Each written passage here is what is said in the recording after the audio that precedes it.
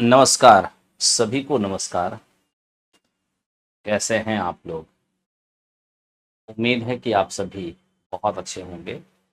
तो आइए दोस्त, क्लास करते हैं स्टार्ट। आप लोग तैयार हैं? चलिए, बहुत अच्छी बात है। फर्स्ट क्वेश्चन से हम लोग क्लास स्टार्ट करते हैं। आप लोग लाइक का एक बटन प्रेस करते हुए क्लास की शुभारंभ करेंगे, है ना?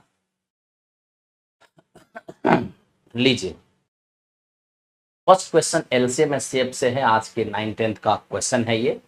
दो प्राकृत संख्या का एलसीएम इतना है, उनका एचसीएफ 3 है, संख्याओं का अंतर 27 है, तो संख्या का योग क्या होगा?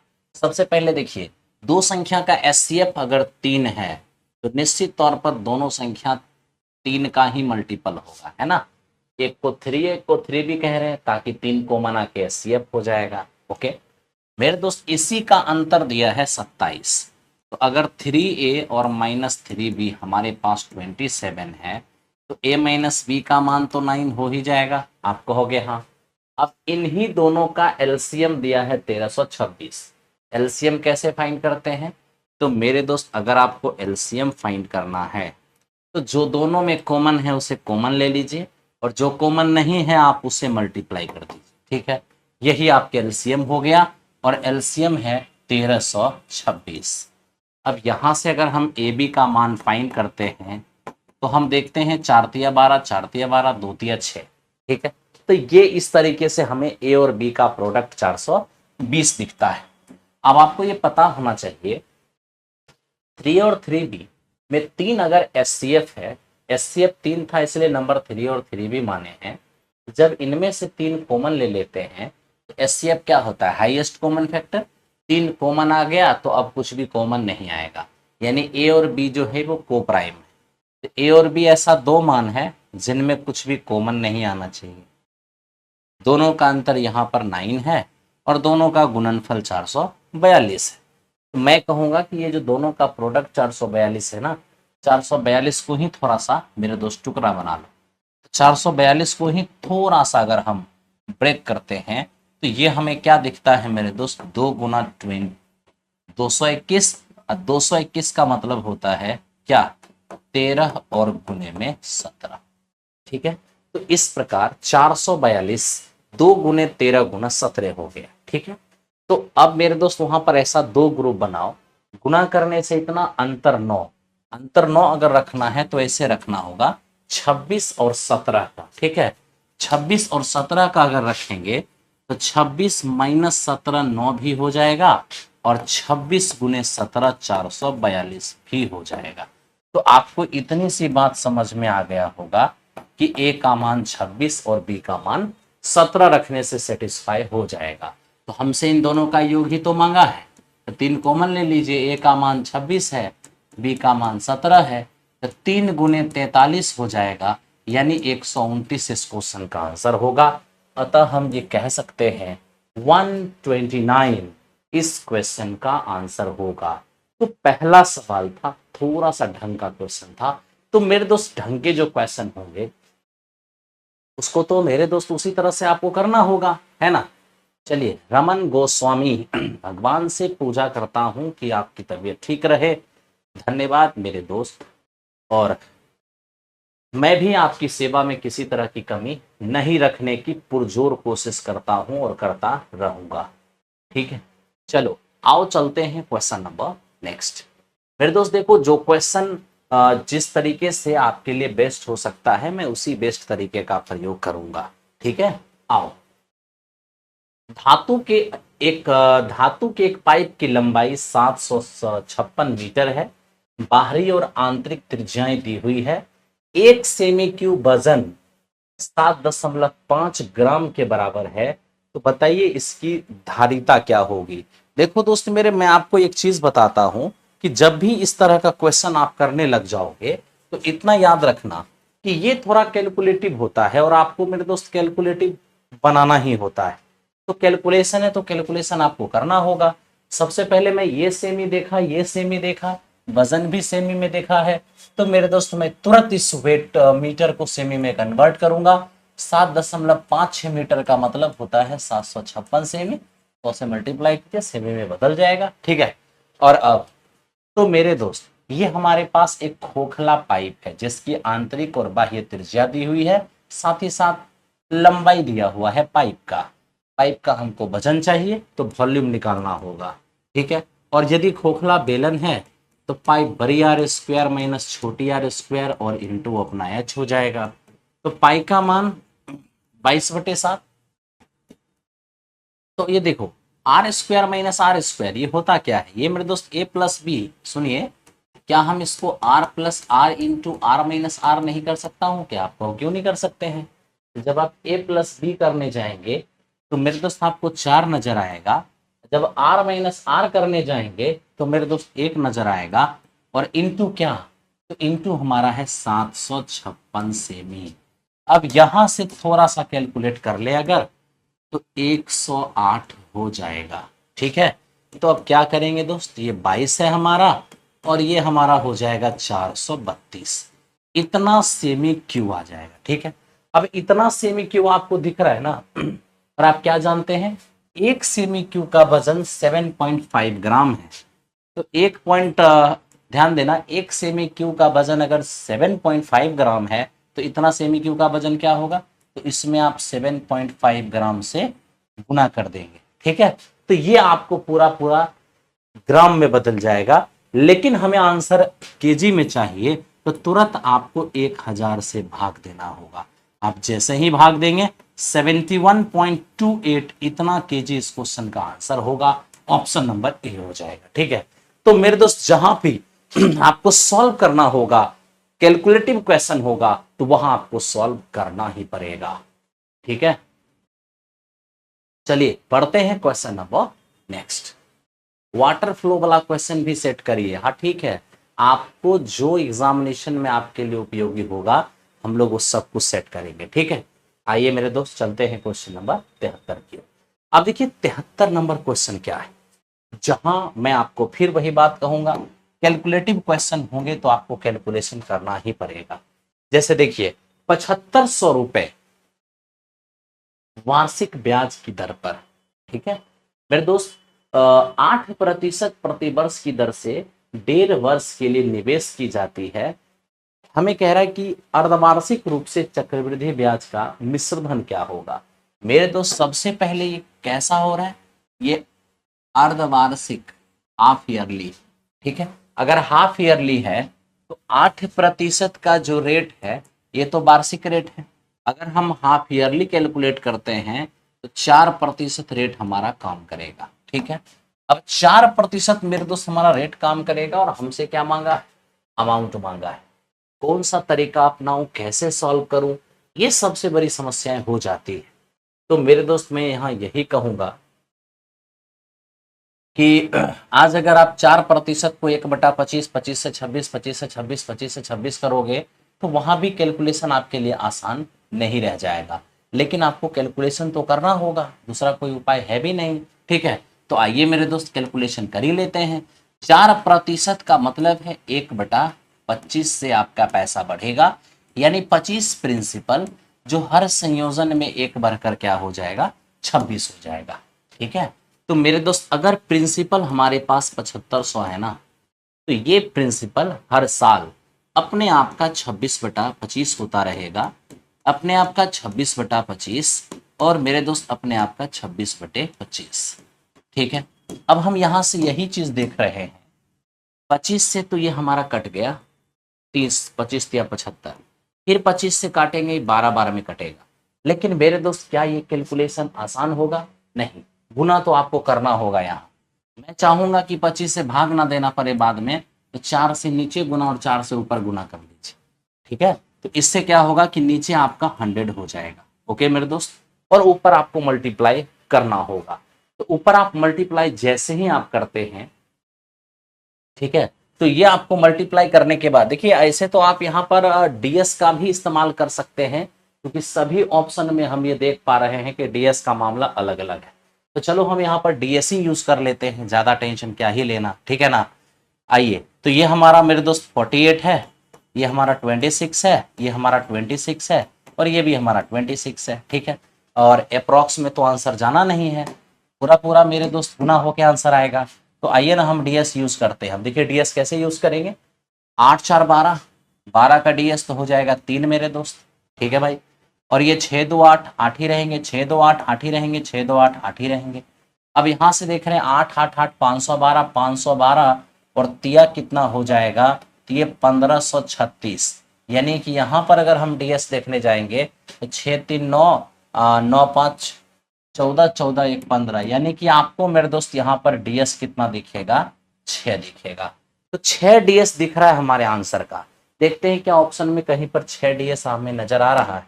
तो हम ये देख रहे हैं यहाँ पर मेरे दोस्त सबसे पहले 6 4 10, 10 8 18, मतलब 9 या 9 का मल्टीपल होगा तो उसको छोड़ते चले जाना। 8 5 13, 13 4 17, डीएस 8 हो जाएगा। ये मेरा आंसर नहीं जाएगा। दूसरी बात, हम यूनिट डिजिट का भी इस्तेमाल कर सकते हैं, लेकिन यूनिट डिजिट 8 आएगा तो सबका यूनिट डिजिट है। ठीक है। अब यहाँ देख रहे हैं हम 8 7 15 3 18, ठीक है, 6 4 10, 10 8 18। तो मतलब यहाँ पर हमें ये दिखा 18 18 36, यानी मेरे दोस्त यूनिट यहाँ पर हमारा डिजिटल सम मेरे दोस्त यहाँ पर 9 नजर आ रहा है। लेकिन अगर बात यहां करते हैं तो देखिए 6 4 10 8 18, ओके, इसको आप छोड़ दीजिए। इसके बाद 8 4 12, 12 3 15, 15 का डीएस 6, बिल्कुल डीएस 6 हो जा रहा है। ऑप्शन नंबर सी इस क्वेश्चन का आंसर हो जाएगा। ठीक है। तो आप इस तरीके से सी को आंसर बना सकते हैं। बाकी अगर आपको डीएस समझ में नहीं आया होगा तो आप इसे मल्टीप्लाई करेंगे, तो मल्टीप्लाई करने के बाद वही आएगा जो कि आप वहां पे देख पा रहे हैं। ठीक है। तो थोड़ा सा डीएस का इस्तेमाल तो यहां पर आपको करना होगा और गुना भाग करना होगा। अगर आप डीएस का इस्तेमाल नहीं कर सकते हैं तो फिर आपको गुना करना होगा, और गुना करने के बाद, ठीक है, 843648 और अपॉन में 100 दिखेगा, जो मेरे दोस्त हमारा 8436.48 ये आपका नजर आएगा। तो कैलकुलेशन जहां पे करना होगा वो तो आपको करना होगा, दूसरा कोई उपाय होता भी नहीं है। ठीक है। अरे मेरे दोस्त कितना भी मेथड चेंज कर लो, काम तो आपको करना ही करना है। ठीक है। ये देखो मैट्रिक्स है, और मैट्रिक्स यानी 12th का क्वेश्चन, 11 12th का क्वेश्चन है। तो इसके लिए आपको कौशलेंद्र सर जैसे ही आते हैं आपको इसका डिस्कशन कराया जाएगा। ठीक है। मैं आपको 11 12th के लिए प्लेटफॉर्म में स्पेशलिस्ट एक हैं, कौशलेंद्र सर हैं, जिन्हें आप भली भांति जानते हो। तो वही आपको 11 12th के क्वेश्चन को सॉल्व करेंगे। ठीक है। आइए मेरे दोस्त अब चलते हैं इस क्वेश्चन की ओर। अब देखिए ये हमें लिखा है कौशिक थीटा बराबर 13/12। तो बताइए सर इसका मान इनमें से कौन हो जाएगा। अब देखो ना, कौशिक क्या होता है मेरे दोस्त, कर्ण और बटे में लंब। आधार निकालेंगे 5 हो जाएगा। साइन, साइन तो होगा p/h, तो ये तो 12/13 ही होगा।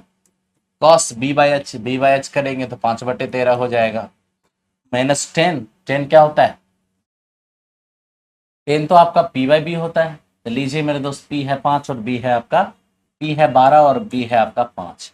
यहाँ आप देखेंगे तो मेरे दोस्त ये हमारा हो जाएगा 17/13 और माइनस 12/5। यहाँ पर आपका 65 हो जाएगा। 13 पचे 85, सॉरी 17 पचे 85, और ये हमारा 156, क्योंकि 13 पचे तो 65 नीचे आ गया। अब जैसे ही हम इसको घटाएंगे -71/65 आएगा, यानी ऑप्शन नंबर सी इस क्वेश्चन का आंसर। ऐप पे पेड़ से मैथ आसान हो गया। चलिए, थैंक यू वेरी मच। आइए मेरे दोस्त चलते हैं अगले क्वेश्चन की ओर। अब ये देखिए ये क्या है, कहता है किसी 5 मीटर ऊंचे प्लेटफॉर्म के ऊपर टावर के साथ उन्नयन कोण 30 डिग्री का था। यदि टावर 45 मीटर ऊंची तो प्लेटफॉर्म कितनी दूरी पर था। देखिए ये हमारे पास, मैं आपको बताता हूं, एक प्लेटफॉर्म है जो 5 मीटर की हाइट पर है, ठीक, और एक मेरे दोस्त टावर है जो बिल्कुल धरती पर खड़ी है, और इस टावर की ऊंचाई कितना दिया हुआ है, 45 मीटर। ठीक है। अब आप यहां देखिए दोस्त, ये हमारा क्या है, ये हमारा बेस है। ओके।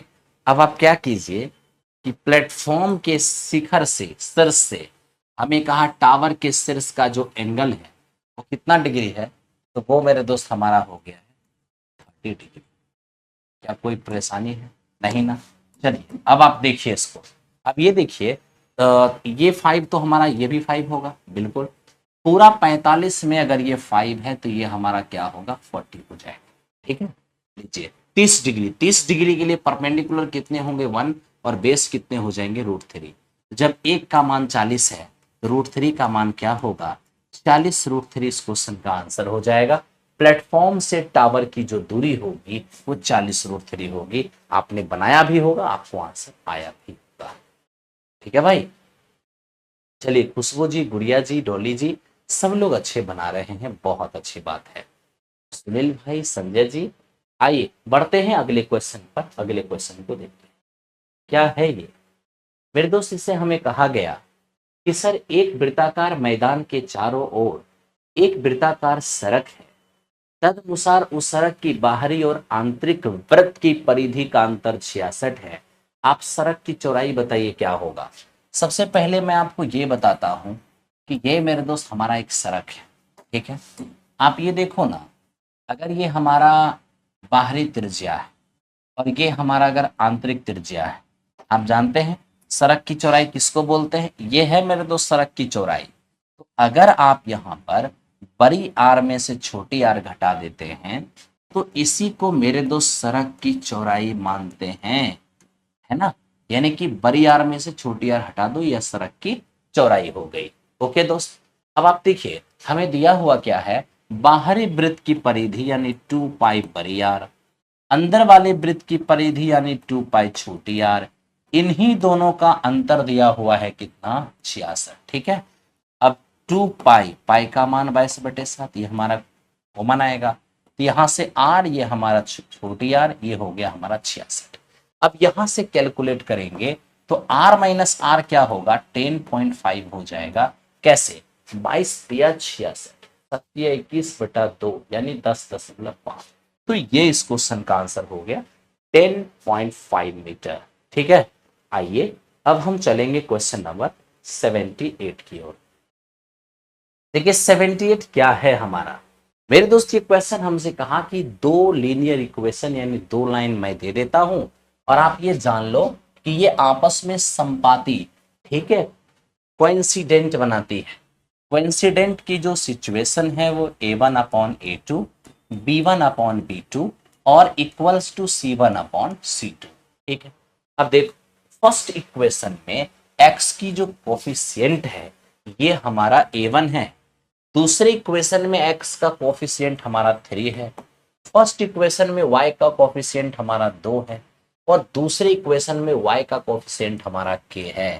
क्रॉस मल्टीप्लीकेशन करूंगा तो यहां पर हमें k का वैल्यू 6 नजर आएगा। तो ये इस क्वेश्चन का आंसर ऑप्शन नंबर सी हो चुका है। कभी इस तरह के क्वेश्चन अब आपसे गलत नहीं होते हैं, ये भी मैं भी ये बात जानता हूं। ठीक है, आइए चलते हैं मेरे दोस्त क्वेश्चन नंबर नेक्स्ट की ओर। अब देखो ये कह रहा है एक रोम्बस का एरिया 24 मीटर स्क्वायर, अगर एक डायगोनल 8 मीटर हो तो रोम्बस की प्रत्येक भुजा की लंबाई क्या होगी। देखिए सबसे पहली बात 1/2 d1 इंटू d2, ये हमारे रोम्बस का एरिया हो गया जो दिया हुआ है 24 मीटर स्क्वायर। अब यहां से अगर हम d2 बनाते हैं, 4 और 4 से मेरे दोस्त ये 6 बार में कट जाएगा, ये हमारा d2 हो जाएगा। ठीक है, अब हम चाहते हैं कि आप थोड़ा सा दिमाग लगाइए। क्या, ये रहा एक रोम्बस, ओके, और रोम्बस की ये अपना डायगोनल है। रोम्बस का डायगोनल एक दूसरे को 90 डिग्री पर बाइसेक्ट करती है, यानी दोनों डायगोनल यहां पर बाइसेक्ट हो जाती है। एक डायगोनल 8 पहले से था, एक 6 दोबारा से निकल गया, तो जो 8 डायगोनल था वो 4 और 4 में बटेगा, जो 6 था वो 3 और 3 में बटेगा। मैं आपसे बस इतना कहता हूं कि क्या ये हमारा, ध्यान दो, क्या ये अपना राइट एंगल ट्रायंगल है, बिल्कुल। राइट एंगल ट्रायंगल में ये अगर आधार और लंब है तो कर्ण कितने हो जाएंगे, 5। तो मेरे दोस्त इस तरह से कर्ण हमारा 5 मीटर हो गया है। उम्मीद है कि आपको समझ में जरूर आया होगा। ठीक है, तो ये कर्ण जो है ना, यही रोम्बस का साइड है मेरे दोस्त। आइए अब बात हम इसकी करते हैं, एकदम ध्यान से आराम से देखिए। इन्होंने कहा कि 25% वार्षिक चक्रवृद्धि ब्याज की दर से 64,000 रुपए की राशि उधार लेता है, प्रत्येक वर्ष के अंत में आंशिक पुनर्भुगतान के रूप में 3200 रुपए चुकाता है। ऐसी 3 किस्तों के भुगतान के पश्चात बकाया राशि क्या होगा, ये बताइए। मेरे दोस्त जानते हैं ये जो अभी आपका क्वेश्चन है, इस क्वेश्चन को आप चेन रूल से बना सकते हैं या चेन रूल का क्वेश्चन कह सकते हैं। हर वर्ष के अंत में पैसा चुकाया जा रहा है, कोई बात नहीं।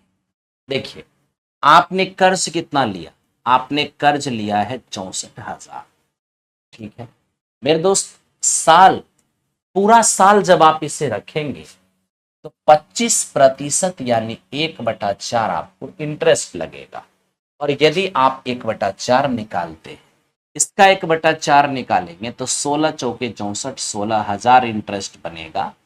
64,000 में 16,000 ऐड कर देंगे तो ये आपका 80,000 क्या हो जाएगा, फर्स्ट ईयर के लास्ट में पैसे हो जाएंगे। अब इनमें से अगर आप 3200 रुपए चुका देते हैं तो मेरे दोस्त यहां से ये 76,800 रुपए बच जाता है। और ये अब जो 76,800 रुपए हैं, फिर मेरे दोस्त दूसरा पूरा साल ये आपके पास रहेगा, तो इस पर 25% इंटरेस्ट यानी 1/4 इंटरेस्ट बनेगा। तो क्या, तो 4 से देखिए ना, 19 चौको 76, 4 दूनी 8, 19,200 रुपए इंटरेस्ट बनेगा। जब आप उसको इसमें ऐड करते हैं तो 76 और 19 95, 96, 96,000 रुपए आपका दूसरे साल के लास्ट में हो जाता है। फिर दूसरे साल के लास्ट में आप 3200 रुपए पे कर देते हैं तो मेरे दोस्त बच कितना जाता है, 5 में से 3 गया तो 2, आप देखेंगे 92,800 रुपए ये आपके पास बच गया है। ठीक है, अब मैं आपसे यही कहता हूं कि ये जो मेरे दोस्त 92,800 रुपए जो बचा हुआ है, तीसरे साल जब इस पर 25% इंटरेस्ट यानी 1/4 लगेगा तो देखिए ना, 23 चौके 92, ठीक है, और 2 चौके 8, 23,200 हमारा ब्याज बनेगा। आप जैसे ही इसको ऐड करते हैं तो 115, 116, ठीक है, 1 लाख, मेरे मित्र ये 1,16,000 रुपए आपका टोटल हो जाता है। ठीक है, और अब इनमें से आप फिर से तीसरे साल के अंत में 3200 रुपए दे देते हैं तो बच कितना जाएगा, 008, और यहां 5 में से 3 गया तो 2, और मेरे दोस्त 11 रह जाएंगे, यानी कि 1,12,800 रुपए ये आपका बच जाएगा। तो ऑप्शन नंबर सी इस क्वेश्चन का आंसर होगा। मेरे दोस्त आपको काम करना होगा। ठीक है, ये देखिए चेन रूल का सवाल है। मैंने कर्ज लिया, इंटरेस्ट बनी, साल के अंत में लौटा दिया। फिर मेरे दोस्त जो पैसे बचे अगले साल इस पर इंटरेस्ट बनी, पैसे लौटा दिए। ठीक है, इंटरेस्ट बनी, ऐड कर दिए, पैसे लौटा दिए। जो बचा उस पर फिर तीसरे साल इंटरेस्ट बनी, टोटल जो हुआ उसमें जो देना था दे दिए, अब क्या बच गया। तो हमसे क्वेश्चन यही कहा था कि सर 32,200 का जब आप 3 आंशिक भुगतान करेंगे तो उसके बाद कितने पैसे बच जाएंगे, 1,12,800 रुपए ये पैसे बच जाएंगे। ठीक है, तो चलिए अब हम चलते हैं क्वेश्चन नंबर नेक्स्ट। आगे बढ़िए और अगले क्वेश्चन को ध्यान से आप देखिए। ये तो सिंपल सा एचसीएफ का सवाल है। जब भी फ्रैक्शन का एचसीएफ निकालना है, एचसीएफ आपको न्यूमरेटर का निकालना होगा और एलसीएम आपको डिनोमिनेटर का निकालना होगा। ऊपर सब में से कॉमन तो 2 आएंगे और नीचे एलसीएम देखोगे तो 81 नजर आएगा, यानी ऑप्शन नंबर सी इस क्वेश्चन का आंसर हो जाएगा। आइए बढ़ते हैं क्वेश्चन नंबर नेक्स्ट की ओर। ये तो हो गया होगा। अब देखिए ये ट्रिगोनोमेट्री का एक अच्छा सवाल है। आप इसको थोड़ा समझिएगा कि किस हिसाब से इस सवाल को बनाया जा सकता है। देखो दोस्तों, एक्चुअल में क्वेश्चन है क्या, 1 प्लस साइन ए, ओके, 1 प्लस साइन बी और 1 प्लस साइन सी, 1 प्लस मेरे दो साइन सी, ये तीनों। तीनों मल्टीप्लीकेशन में LHS में है और यही चीज RHS में लिखा हुआ है, लेकिन साइन चेंज है। RHS में लिखा है 1 माइनस साइन ए 1 माइनस साइन बी और मेरे दोस्त 1 माइनस साइन सी। ठीक है, ये जब भी क्वेश्चन आता है तो आपसे यही पूछा जाता है ईच साइड किसके बराबर है ना, ईच साइड यानी ये साइड या ये साइड किसके बराबर है। अरे एक्चुअल में है तो दोनों सेम ही, तो हमें यही कहता है कि अगर ये दोनों सेम है तो मुझे ये बताओ इनमें से प्रत्येक किसके बराबर है। तो मेरे दोस्त बड़ा ही सिंपल आपको मैं एक चीज बताता हूं, ठीक है, आप इनमें से किसी को भी अस्थिर रख लो और किसी एक को टारगेट करके आप सवाल बना लो। जैसे मैं मेरे दोस्त अभी इसको अस्थिर रख रहा हूं, इसको टारगेट करके क्वेश्चन बना रहा हूं, और जब जिसको भी आप टारगेट करोगे यहां पर आपको बस एक ही काम करना है, साइन चेंज करके उसी से दोनों तरफ गुना कर देना। ठीक है, मैं इसको टारगेट कर रहा हूं तो मेरे दोस्त करूंगा क्या, यहां पर 1 माइनस है ना, तो 1 प्लस साइन ए से गुना है ना, 1 प्लस साइन बी मेरे दोस्त यहां पर, और 1 प्लस साइन सी। मैंने क्या किया, जिसको मैंने टारगेट किया था उसका चिन्ह बदल के गुना कर दिया। क्या आप गुना सिर्फ RHS में करेंगे? नहीं, आपको गुना LHS में भी करना होगा, यानी सेम चीज से 1 प्लस साइन ए, जिससे आपने उधर गुना किया है उसी चीज से। ठीक है भाई, 1 प्लस साइन ए 1 प्लस साइन बी और 1 प्लस साइन सी। ठीक है, अब क्या, तो सेम चीज जब दो बार मल्टीप्लाई होगा तो आप तो जानते हैं कि 1 प्लस साइन ए, ठीक है, और 1 प्लस साइन बी और मेरे दोस्त ये 1 प्लस साइन सी, ये क्या हो जाएगा आपस में, सेम चीज जब दो बार गुना होगा तो उसका स्क्वायर हो जाएगा। एक बात बताऊं, ऐसे सवाल जिंदगी में एक ही बार बनाना होता है, दोबारा नहीं। दोबारा जब भी दिखेगा तो आंसर चला जाएगा। ठीक है, अब यहां देखना, a minus B into A plus B, 1 minus sine into 1 plus sine, क्या होगा, a minus B into A plus B तो हो जाएगा A square minus B square, और 1 माइनस साइन स्क्वायर क्या हो जाएगा आपका, कॉस स्क्वायर हो जाएगा। ठीक है, 1 minus sine B 1 plus sine B, A minus B into A plus B, A square minus B square, तो 1 माइनस साइन स्क्वायर ये क्या हो जाएगा आपका, कॉस स्क्वायर हो जाएगा। ठीक है, अब ये देखो 1 minus sign C 1 plus sign C, A minus B into A plus B, A square minus B square, तो 1 माइनस साइन स्क्वायर ये हो जाएगा आपका कॉस स्क्वायर। ठीक है, मैं कुछ नहीं बस इतना ही चाहता हूं कि आप इस स्क्वायर को ट्रांसफर करिए। आप जैसे ही मेरे दोस्त स्क्वायर ट्रांसफर करते हैं इधर, तो ये हो जाएगा प्लस माइनस कॉस ए कॉस बी और मेरे दोस्त कॉस सी। इधर क्या रह जाएगा हमारा, 1 प्लस साइन ए 1 प्लस साइन बी और मेरे दोस्त 1 प्लस साइन सी। ठीक है, तो इतना बराबर हमारा ये आंसर आ गया। कोई फर्क नहीं पड़ेगा, अगर आप इसको अस्थिर रखकर इसे टारगेट करके बनाएंगे तो भी वही बात आएगा। यानी ये अगर इसके बराबर है तो जो इसका मान आएगा वह इसका मान आएगा, यानी कि ये दोनों में से प्रत्येक इसके बराबर होगा, है ना। तो आपका मेरे दोस्त इस तरह से आंसर ऑप्शन नंबर बी चला जाएगा।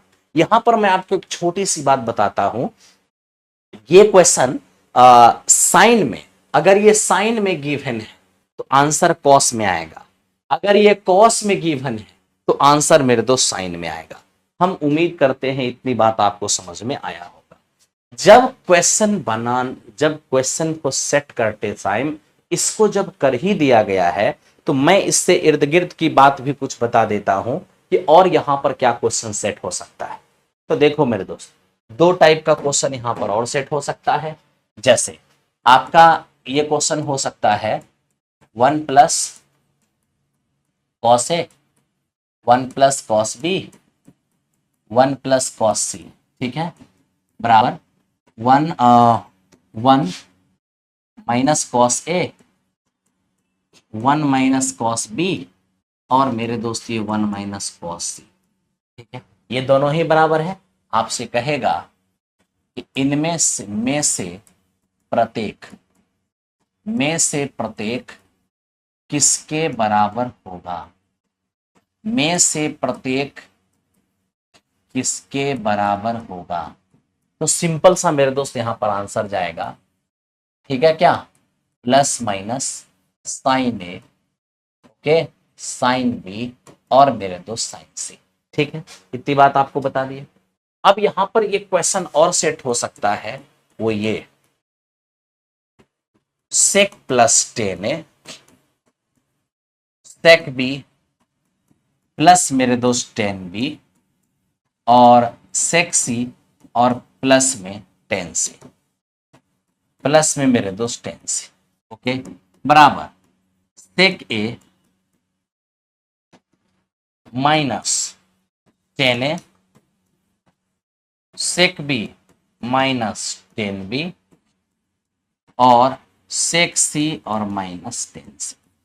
हमसे यही कहता है इनमें से प्रत्येक किसके बराबर होगा, किसके बराबर होगा। ठीक है, अब यहां पर ध्यान से आप लोग देखिए, अब इनमें से प्रत्येक किसके बराबर होगा, कुछ नहीं, जैसे बनाया था वैसे ही बनाना, प्लस माइनस 1 इस क्वेश्चन का आंसर आ जाएगा। ठीक है, प्लस माइनस इस क्वेश्चन का 1 आंसर है, क्यों, क्योंकि sec स्क्वायर माइनस 10 स्क्वायर 1 बन जाएगा, इसीलिए ऐसा होगा। ठीक है, और यही सेम सवाल मेरे दोस्त ये भी बन सकता है क्या, cos 1a plus cot a। ठीक है, यहां पर मेरे दोस्त cosec b प्लस में cot b, ओके, और ये cosec c प्लस में cot c, cosec c plus में cot c बराबर cosec a माइनस में cot a, cosec b minus में cot b और cosec c माइनस में cot c। ठीक, यहां फिर आपसे पूछेगा कि प्रत्येक किसके बराबर है, प्रत्येक किसके बराबर। तो मेरे मित्र cosec का और cosec plus cot, cosec minus cot, cosec square minus cot square, यहां भी 1 बन जाएगा, तो यहां भी आपका आंसर प्लस माइनस 1 ही होगा। तो ये बात आप ध्यान रखिएगा, ये सवाल इस तरह से आपके पेपर में आ सकता है, अगर आपको ये ध्यान रहे तो बहुत अच्छा लगेगा। ठीक है, चलिए मेरे दोस्त चलते हैं क्वेश्चन नंबर नेक्स्ट की ओर, बने रहिए इसी तरह से चलते रहिए। ठीक है, एग्जामिनेशन कब होगी, एग्जामिनेशन जब भी होगी तो आपका नंबर तो आ जाएगा मेरे दोस्त। ठीक है, चलो एक क्वेश्चन सामने है, आंसर देने का प्रयास करो।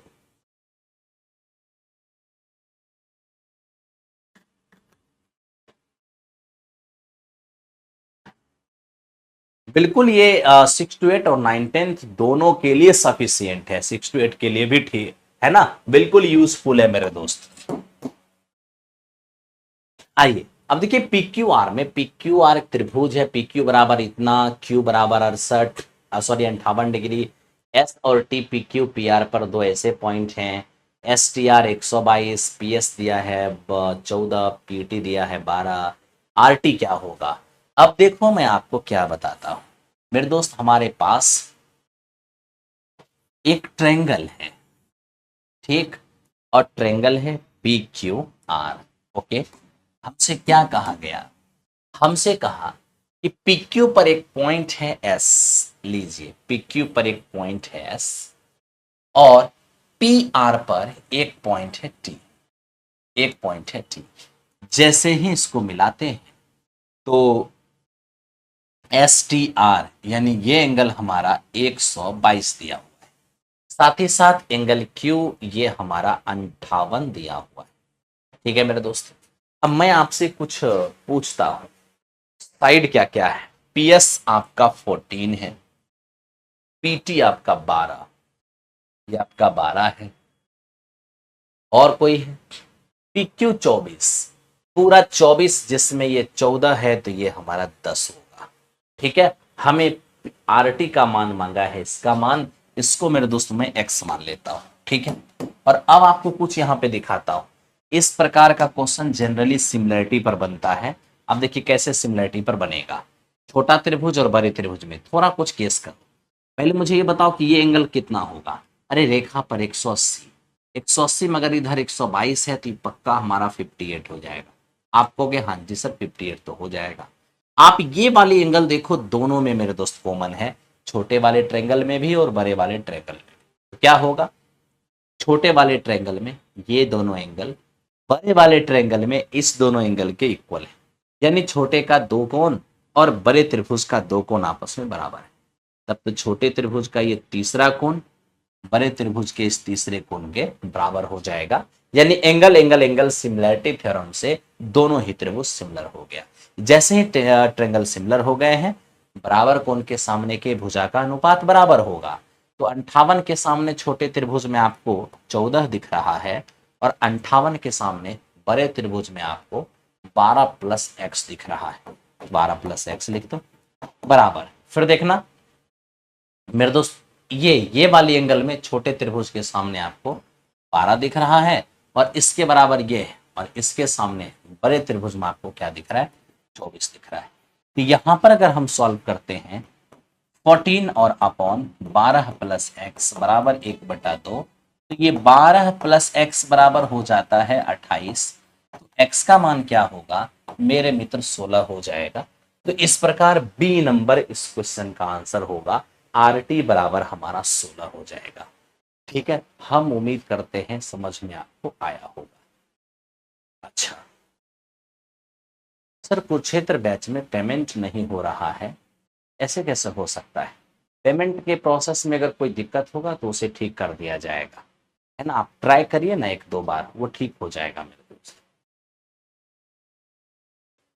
आइए अब आइए मेरे दोस्त, इस क्वेश्चन को ध्यान से देखिए। ये क्या है, कह रहे कि एक समद्विबाहु त्रिभुज की प्रत्येक समान भुजाएं 15 सेमी है और उन दोनों भुजाओं के बीच बनने वाले कोण 90 डिग्री है, तो त्रिभुज का क्षेत्रफल क्या होगा। अब देखिए ना, किसी त्रिभुज का दो भुजा बराबर होगा और उन्हीं दोनों बराबर भुजा के बीच अगर बनेगा 90 डिग्री का कोण, तो आप इतना श्योर रहिए कि वो कौन सा त्रिभुज होगा, वो मेरे दोस्त समद्विबाहु समकोण त्रिभुज होगा। ठीक है, आइसोसेलेस राइट एंगल ट्रायंगल, जिसके लंब आधार इक्वल होते हैं। क्यों? क्योंकि कर्म तो लार्जेस्ट साइड होती है, वो किसी के इक्वल तो हो ही नहीं सकता, है ना, सबसे बड़ा होगा। तो यही बराबर साइड जो है वो 15 और 15 दिया है। इस राइट एंगल ट्रायंगल की एरिया हमसे फाइंड आउट करने कह रहा है, तो एरिया क्या होगा, 1/2 बेस इंटू हाइट, बेस और इंटू हाइट, तो रिजल्ट होंगे 225/2, इतना सेमी स्क्वायर। Option number B. हमें उम्मीद है आपको समझ में आया होगा। आंसर हमारा सी हो जाएगा क्योंकि ये 255 है। ठीक है, हालांकि मैं आपको जब ये बता दिया तो एक पॉइंट और आपको यहां बता ही देता हूं कि कभी भी आइसोसेलेस राइट एंगल ट्रायंगल में जहां पर दो भुजा बराबर हो, इसके एरिया का एक और कंसेप्ट होता है 1/4 कर्ण स्क्वायर। तो कभी कभी डायरेक्ट आपको समद्विबाहु समकोण त्रिभुज का कर्म देकर एरिया पूछेगा, तो आप इस कंसेप्ट का यूज कर सकते हैं। ठीक है, ज्यादा क्लास नहीं हुआ है प्रिया चंदन, कुछ ही क्लास हुआ है और वहां पर अवेलेबल है जो क्लास छोटे मोटे हो गए हैं वो रिकॉर्डेड फॉर्म। ठीक है, आइए आगे चलते हैं अगले क्वेश्चन पर। देखिए, हमने आपको चाहे वो इलिप्स हो, हाइपरबोला हो, पाराबोला हो, डिफरेंशिएशन हो, इंटीग्रेशन हो, इस क्वेश्चन को मैं अंडरलाइन करके रख दे रहा हूं क्योंकि ये क्वेश्चन कौशलेंद्र सर को दे दिया गया है। ये आपको कौशलेंद्र सर कराएंगे। ठीक है, चलिए आगे बढ़ते हैं, क्योंकि 11th-12th स्पेशलिस्ट हम लोग के यहाँ कौशलेंद्र सर हैं, जिन्हें आप अच्छी तरह से जानते हो। देखो, सरल रेखा 4x + 3y = 12 निम्न में किससे गुजरती है, यानी ये जो लाइन है वो किस किस क्वाड्रांट से गुजरती है। तो सबसे पहले किसी भी लाइन को क्वाड्रांट एक्सिस पर बैठाने के लिए आप उसे इंटरसेप्ट फॉर्म में लेके आइए, यानी इस फॉर्म में आपको उसे तुरंत लेके आ जाना चाहिए। अब इसके लिए बराबर में 1, तो 1 लाने के लिए तो आपको 12 से डिवाइड करना ही पड़ेगा। जैसे ही डिवाइड करोगे x/3 y/4 और बराबर में 1। ठीक है, आइए देखते हैं। ये हमारा क्वाड्रांट एक्सिस है। ओके, x का पॉजिटिव डायरेक्शन, x का नेगेटिव, y का पॉजिटिव डायरेक्शन, y का नेगेटिव। इन्होंने क्या कहा है, x को 3 पर और y को 4 पर। देखो ना, x को 3 पर कट करेंगे ये हो गया, y को 4 पर करेंगे ये हो गया। अब जैसे ही यहां से लाइन पास करेंगे तो किस किस क्वाड्रांट से पास करेगी, ये दूसरे क्वाड्रांट पास करेगी। फर्स्ट क्वाड्रांट से पास करेगी और फोर्थ क्वाड्रांट से पास करेगी। दूसरा फर्स्ट और फोर्थ, तो देखिए पहला दूसरा और फोर्थ यही इस क्वेश्चन का आंसर हो गया है। ठीक है, तो उम्मीद है कि बी नंबर आपको समझ में आया होगा कि क्यों आंसर हुआ इसका बी नंबर। ठीक है, 3 क्वाड्रांट से गुजर रही है। आइए मेरे दोस्त करते हैं इस पर हम लोग सवाल। एक वृत्त की दो जीवाएं ए बी और सी डी वृत्त के अंदर कहीं एक पॉइंट पी पर एक दूसरे को इंटरसेक्ट करती है। ए बी दिया है, पी सी दिया है, ए पी दिया है, सी डी का मान आपसे पूछ रहा है। देखिए ये आपके पास एक सर्कल है, इसकी दो जीवाएं, एक कोड ये हो गया और दूसरा कोड ये हो गया। एक को इन्होंने ए बी कहा है और एक को सी डी कहा है और इन दोनों का पॉइंट ऑफ इंटरसेक्शन पी कहा है। ठीक है, आप देखोगे कि पी भी कितना दिया है अपने पास, तो देखो ए बी दिया है 7 जिसमें ए पी दिया है 4। जानते हो पूरा ए बी 7 है जिसमें ये 4 है तो ये पक्का 3 हो जाएगा। हो गया हाँ सर। उसके बाद पीसी दिया है अपने पास 2। ठीक है, तो पीसी का मान 2 दिया है और हमसे पीडी सीडी का मान मांग रहा है पूरा सीडी। ठीक है, तो मैं आपसे क्या कहूँ, बस एक छोटा सा कंसेप्ट यूज कर लो। जब इस तरीके से दो जीवा एक दूसरे को किसी पॉइंट पर इंटरसेक्ट करेगी तो जीवा का अपने ही टुकड़ा का प्रोडक्ट इक्वल होता है। यानी कि ये जो ए बी जीवा है ना, जिसमें एक टुकड़ा ए पी और एक पी बी है, तो ये ए पी और पी बी का जो गुणनफल होगा वही सी पी और पी डी का भी गुणनफल होगा। तब तो ये 4 और 12 हो रहा है, तो इन दोनों को गुना करके भी 12 आना चाहिए। तो ये हमारा 4 12 हो गया, तो ये हमारा 2 6 12 होगा, यानी ये हमारा 6 हो जाएगा। हमें पूरा सी डी चाहिए, तो 2 और प्लस 6, 2 प्लस 6 कितने हो जाएंगे, 8 हो जाएंगे। तो इस क्वेश्चन का आंसर हमारा 8 होगा। ऑप्शन नंबर बी आप अच्छे से कर रहे होंगे। ठीक है, आप बिल्कुल इसी तरह लाइक का बटन प्रेस करते रहिए और मेरे दोस्त आप अपना काम करते रहिए। आइए अब हम चलते हैं क्वेश्चन नंबर 88 की ओर। अब देखो ये 88 नंबर क्वेश्चन क्या है। इन्हें डीई और बीसी को पैरेलल कहा है। जैसे ये दोनों पैरेलल हो गया ना, तो सिमिलैरिटी, थेल्स थ्योरम सारा कुछ इस पे लग जाएगा।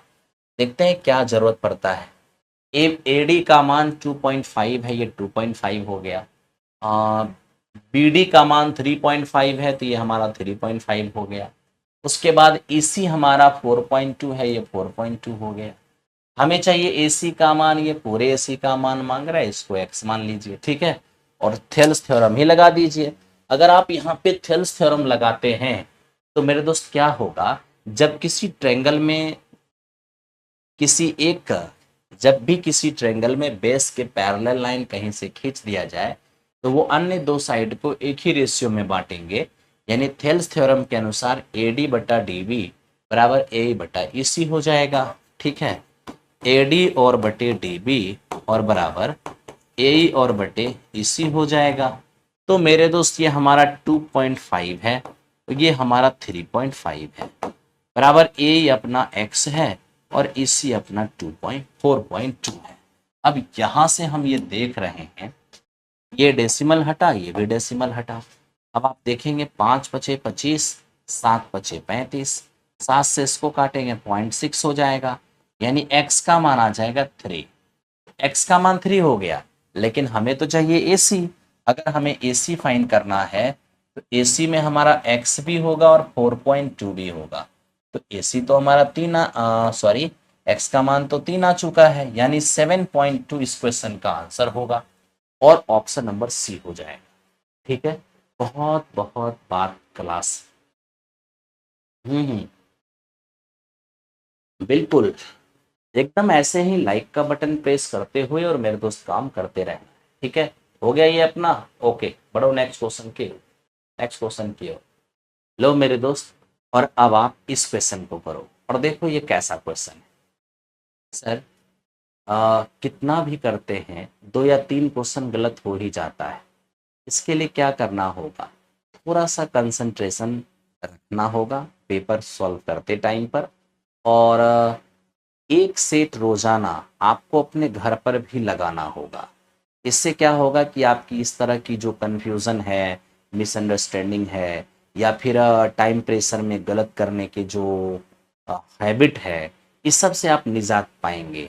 उसके लिए आपको एक सेट रोजाना घर पर लगाना होगा। ठीक है, आइए मेरे दोस्त देखो, कुछ बच्चे कह रहे हैं कि आप पहले तो मैथ समझ में आता है। सर आप पढ़ाते हैं तो मैथ समझ में आता है, बाकी किसे नहीं आता।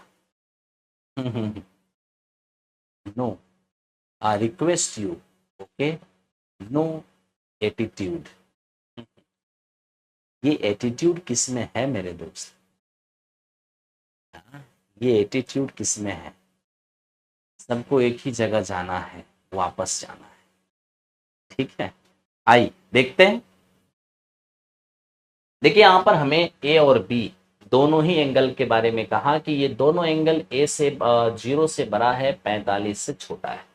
तो इतना तो कंफर्म हो गया कि ए और बी दोनों ही फर्स्ट क्वाड्रेंट में है। और 0 से बड़ा और 45 से छोटा का मतलब है कि ए और बी में दोनों में प्रत्येक की वैल्यू 45 से कम होगा। यानी अगर 44.9 44.9 भी हो जाएगा तो ऐड करने से 89 होगा, ग्रेटर देन 90 नहीं होगा, मतलब 90 से बड़ा नहीं होगा। ए प्लस बी का मान भी 90 से बड़ा नहीं होगा। इसका मतलब ए बी दोनों को जोड़ने पर भी ये फर्स्ट क्वाड्रेंट में ही नजर आएंगे। ठीक है, ये इंस्ट्रक्शन इसलिए दिया है ताकि आप किसी भी रेशियो का मान निगेटिव ना ले लें। ठीक है, अब ये देखो, आपका एक एंगल ए प्लस बी है और एक एंगल आपका ए माइनस बी है, और आपसे 10 टू ए का मान मांगा है। अभी हम 10 पे नहीं जा रहे, अभी हम 2a पर जा रहे हैं। हम एंगल को रिलेट करना चाह रहे हैं। तो ए plus B A minus B, मुझे 2a का मान चाहिए। तो मैं बस ये कहूंगा कि थोड़ा देखो कि अगर a प्लस बी में मैं अगर a माइनस बी ऐड कर दूं, क्या होगा? b से b कट जाएगा और बिल्कुल 2a आ जाएगा। आ तो गया 2a। आप हो गया हाँ जी सर। क्या किया आपने? आपने दोनों एंगल को ऐड किया है तो 2a आ गया है। ठीक है, तो मेरे दोस्त आप एक काम करो, 10 आप इधर भी लगा दो और 10 आप इधर भी लगा दो। अब आप सोच रहे होगे 10 क्यों लगाऊं दोनों तरफ? क्यों, मुझे तो 10 में ही मान चाहिए। ठीक है, तब तो हमें यहाँ भी 10 में कन्वर्ट करना होगा, तो कर लेंगे ना। ये हमारा आधार है, ये हमारा कर्म है। यहाँ पर P निकालेंगे तो 7 आएगा। यानी 10 में अगर हम यहाँ से a प्लस बी का मान निकालते हैं तो 7 और बटे 24 हो जाएगा।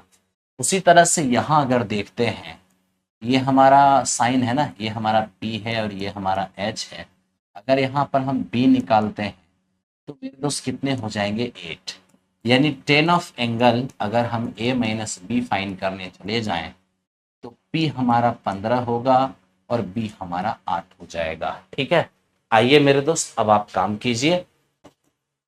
10 ये पूरा को A और पूरा को B मानते हैं तो क्या हो जाएगा? ये हमारा 10A प्लस 10B और अपॉन 1 माइनस 10A और इनटू मेरे दोस्त 10B।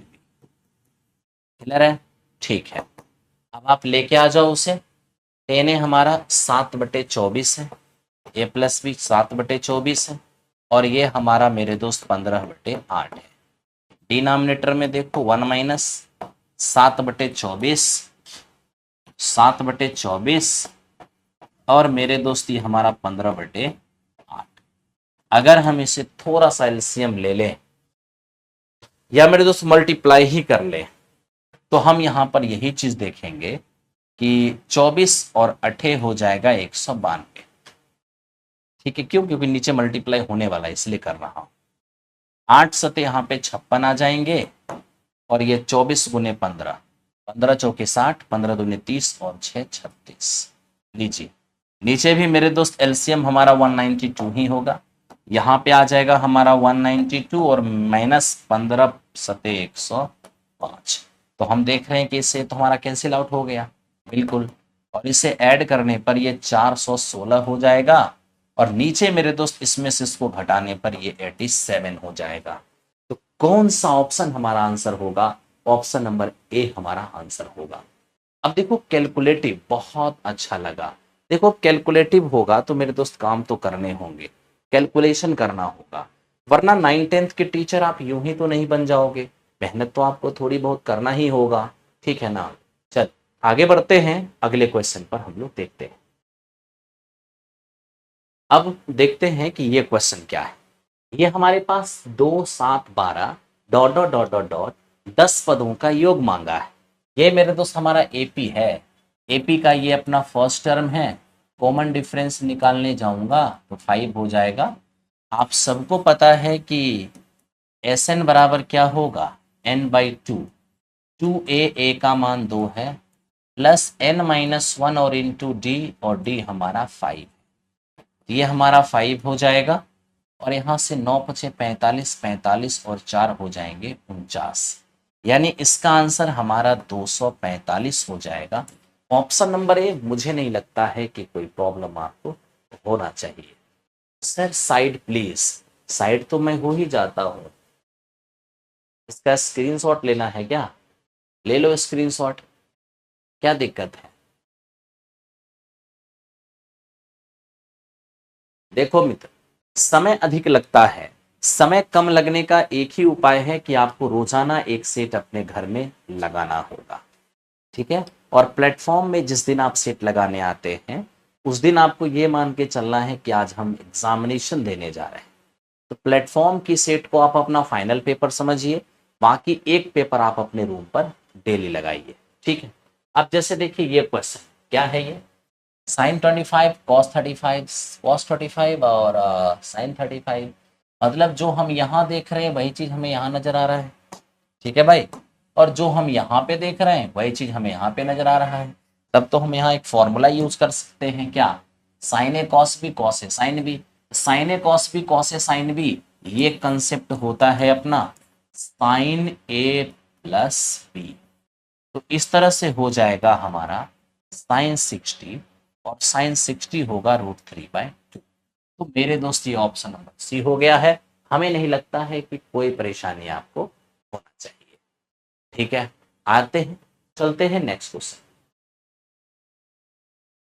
देखो मित्र ये क्या है, देखो ये हमसे कहा है सर एक वस्तु के अंकित मूल्य पर हमने XX% की 2 लगातार छूट दी है, ठीक है, और XX% की 2 लगातार छूट इतने की एकल छूट के बराबर हो गया है। यदि वस्तु की एमआरपी इतनी है तो एक्स का मान क्या होगा। अब मैं आपसे ये पूछता हूं कि अगर लगातार एक ही छूट लगातार 2 बार दिया गया, यानी XX% की 2 लगातार छूट दी गई है, तो छूट दिया किस में जाता है, एमआरपी पर, और छूट देने के बाद क्या होता है, फाइनली आप सेल कर देते हैं। तो आज आपको सेलिंग प्राइस तो निकालना पड़ेगा। आप कहोगे हाँ जी सर। देखो मेरे दोस्त, हमारा ये एमआरपी ये आप देख रहे हो 920 है, ठीक है।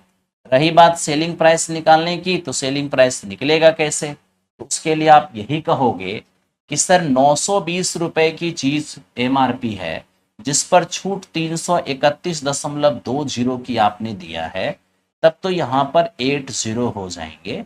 9 में से 1 जाएगा ये 8 होगा, और ये 11 में से 3 जाएगा 8 होगा, और मेरे दोस्त ये 8 में से 3 जाएगा तो 5 हो जाएगा। यानी फाइनली आप 588.80 इतना में सेल कर रहे हो।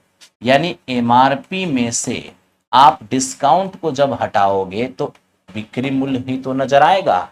आप कहोगे हाँ जी सर, तो आओ ना, मैं चाहता हूं कि बिक्री एमआरपी और बिक्री मूल्य का रेशियो हो जाए।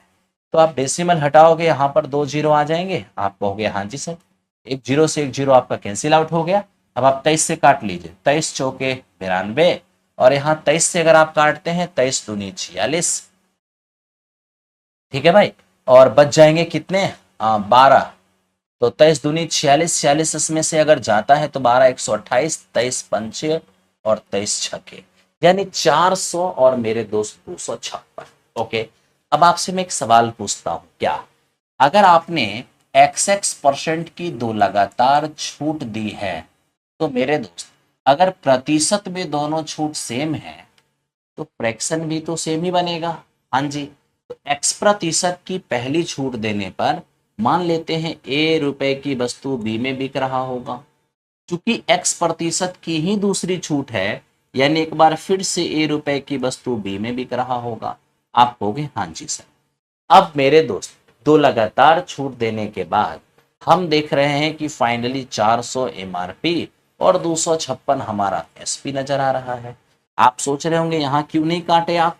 क्यों? क्योंकि a इंटू ए हमारा ए स्क्वायर, b इंटू बी हमारा ये बी स्क्वायर, और बराबर ये हमारा 400 और बटे 256 वर्गमूल जो निकल जाता, तो a बाय बी करने जाएंगे, ये 20/16 नजर आएगा।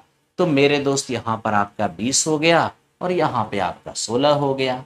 यानी x का मान अगर आप निकालेंगे तो आप ही देखिए, हर बार 20 का चीज 16 में बिक रहा है, यानी छूट कितने की? 4 की। किस पर? 20 पर और इंटू 100। तो फाइनल आपको 20% की छूट नजर आ रहा है। तो मेरे दोस्त इस तरीके से आपका यहाँ पे काम हो गया है ना? बहुत आसान है, बहुत आसानी से आप इसे बना सकते हो, कहीं कोई प्रॉब्लम है ही नहीं। क्यों? आज आपको लाइक का बटन प्रेस करने में प्रॉब्लम हो रहा है क्या, या फिर ढंग का पढ़ाई नहीं हो रहा है? बताओ। आइए देखिए, आइए अब इसकी बात करते हैं, इस पर ध्यान से देखिए। देखिए कह रहा है कि निम्न में से किस द्विघात बहुपद के शून्यकों का योगफल 3 और गुणनफल -10 है? मेरे दोस्त आपको ये पता होना चाहिए, x² minus sum of roots into x plus product of roots, ये तो आपको पता ही होना चाहिए, बराबर 0। ठीक है, लो मेरे दोस्त, x² मूलों का योगफल पहले से 3 दे रखा है, प्रोडक्ट ऑफ रूट्स -10 है, यानी x² -3x -10 इसका आंसर हो गया। ऑप्शन नंबर कौन सा? सी इसका आंसर हो गया। ये तो हो गया क्वाड्रेटिक, ठीक है। लेकिन मेरे दोस्त अगर मामला क्यूबिक इक्वेशन का आ जाए तो मेरे भाई यहाँ पे ध्यान देना, इसको ढंग से ही लिख लो ना, x² minus alpha plus beta into x plus alpha into beta. लेकिन अगर क्यूबिक इक्वेशन की बात आएगी तो ऐसे ध्यान रखना, x³ माइनस मूलों का योगफल alpha beta gamma into x² plus दो मूल के गुणनफल का योग इंटू एक्स और माइनस तीनों मूलों का गुणनफल, यानी प्रोडक्ट ऑफ रूट्स। ठीक है, तो इस तरीके से मेरे दोस्त आप द्विघात त्रिघात सब काम कर सकते हैं। ठीक है, आओ बढ़ते हैं अगले क्वेश्चन की ओर। अब देखो ये क्या है, हमें कह रहा है कि एक्स अक्ष पर वह बिंदु कौन सा है जिससे ये दोनों ही बिंदु समदूरस्थ है, इक्वी डिस्टेंट है। बहुत बच्चे यहाँ पर स्लोप लगाने लग जाते हैं, तीनों को एक लाइन में रखने लग जाते हैं और एक्स अक्ष पर जो बिंदु है उसको मिड पॉइंट समझने लगते हैं। ऐसा कुछ नहीं है मेरे दोस्त। सबसे पहली बात, जो हमारा पॉइंट है, जिस पॉइंट की बात क्वेश्चन कर रहा है, वो पॉइंट है कहाँ? वो पॉइंट है एक्स एक्सिस पर। और याद रखना, एक्स एक्सिस पर कोई भी पॉइंट होगा, एक्स का मान तो होगा लेकिन वाई का मान 0 होगा, इतना तो आप समझते हो।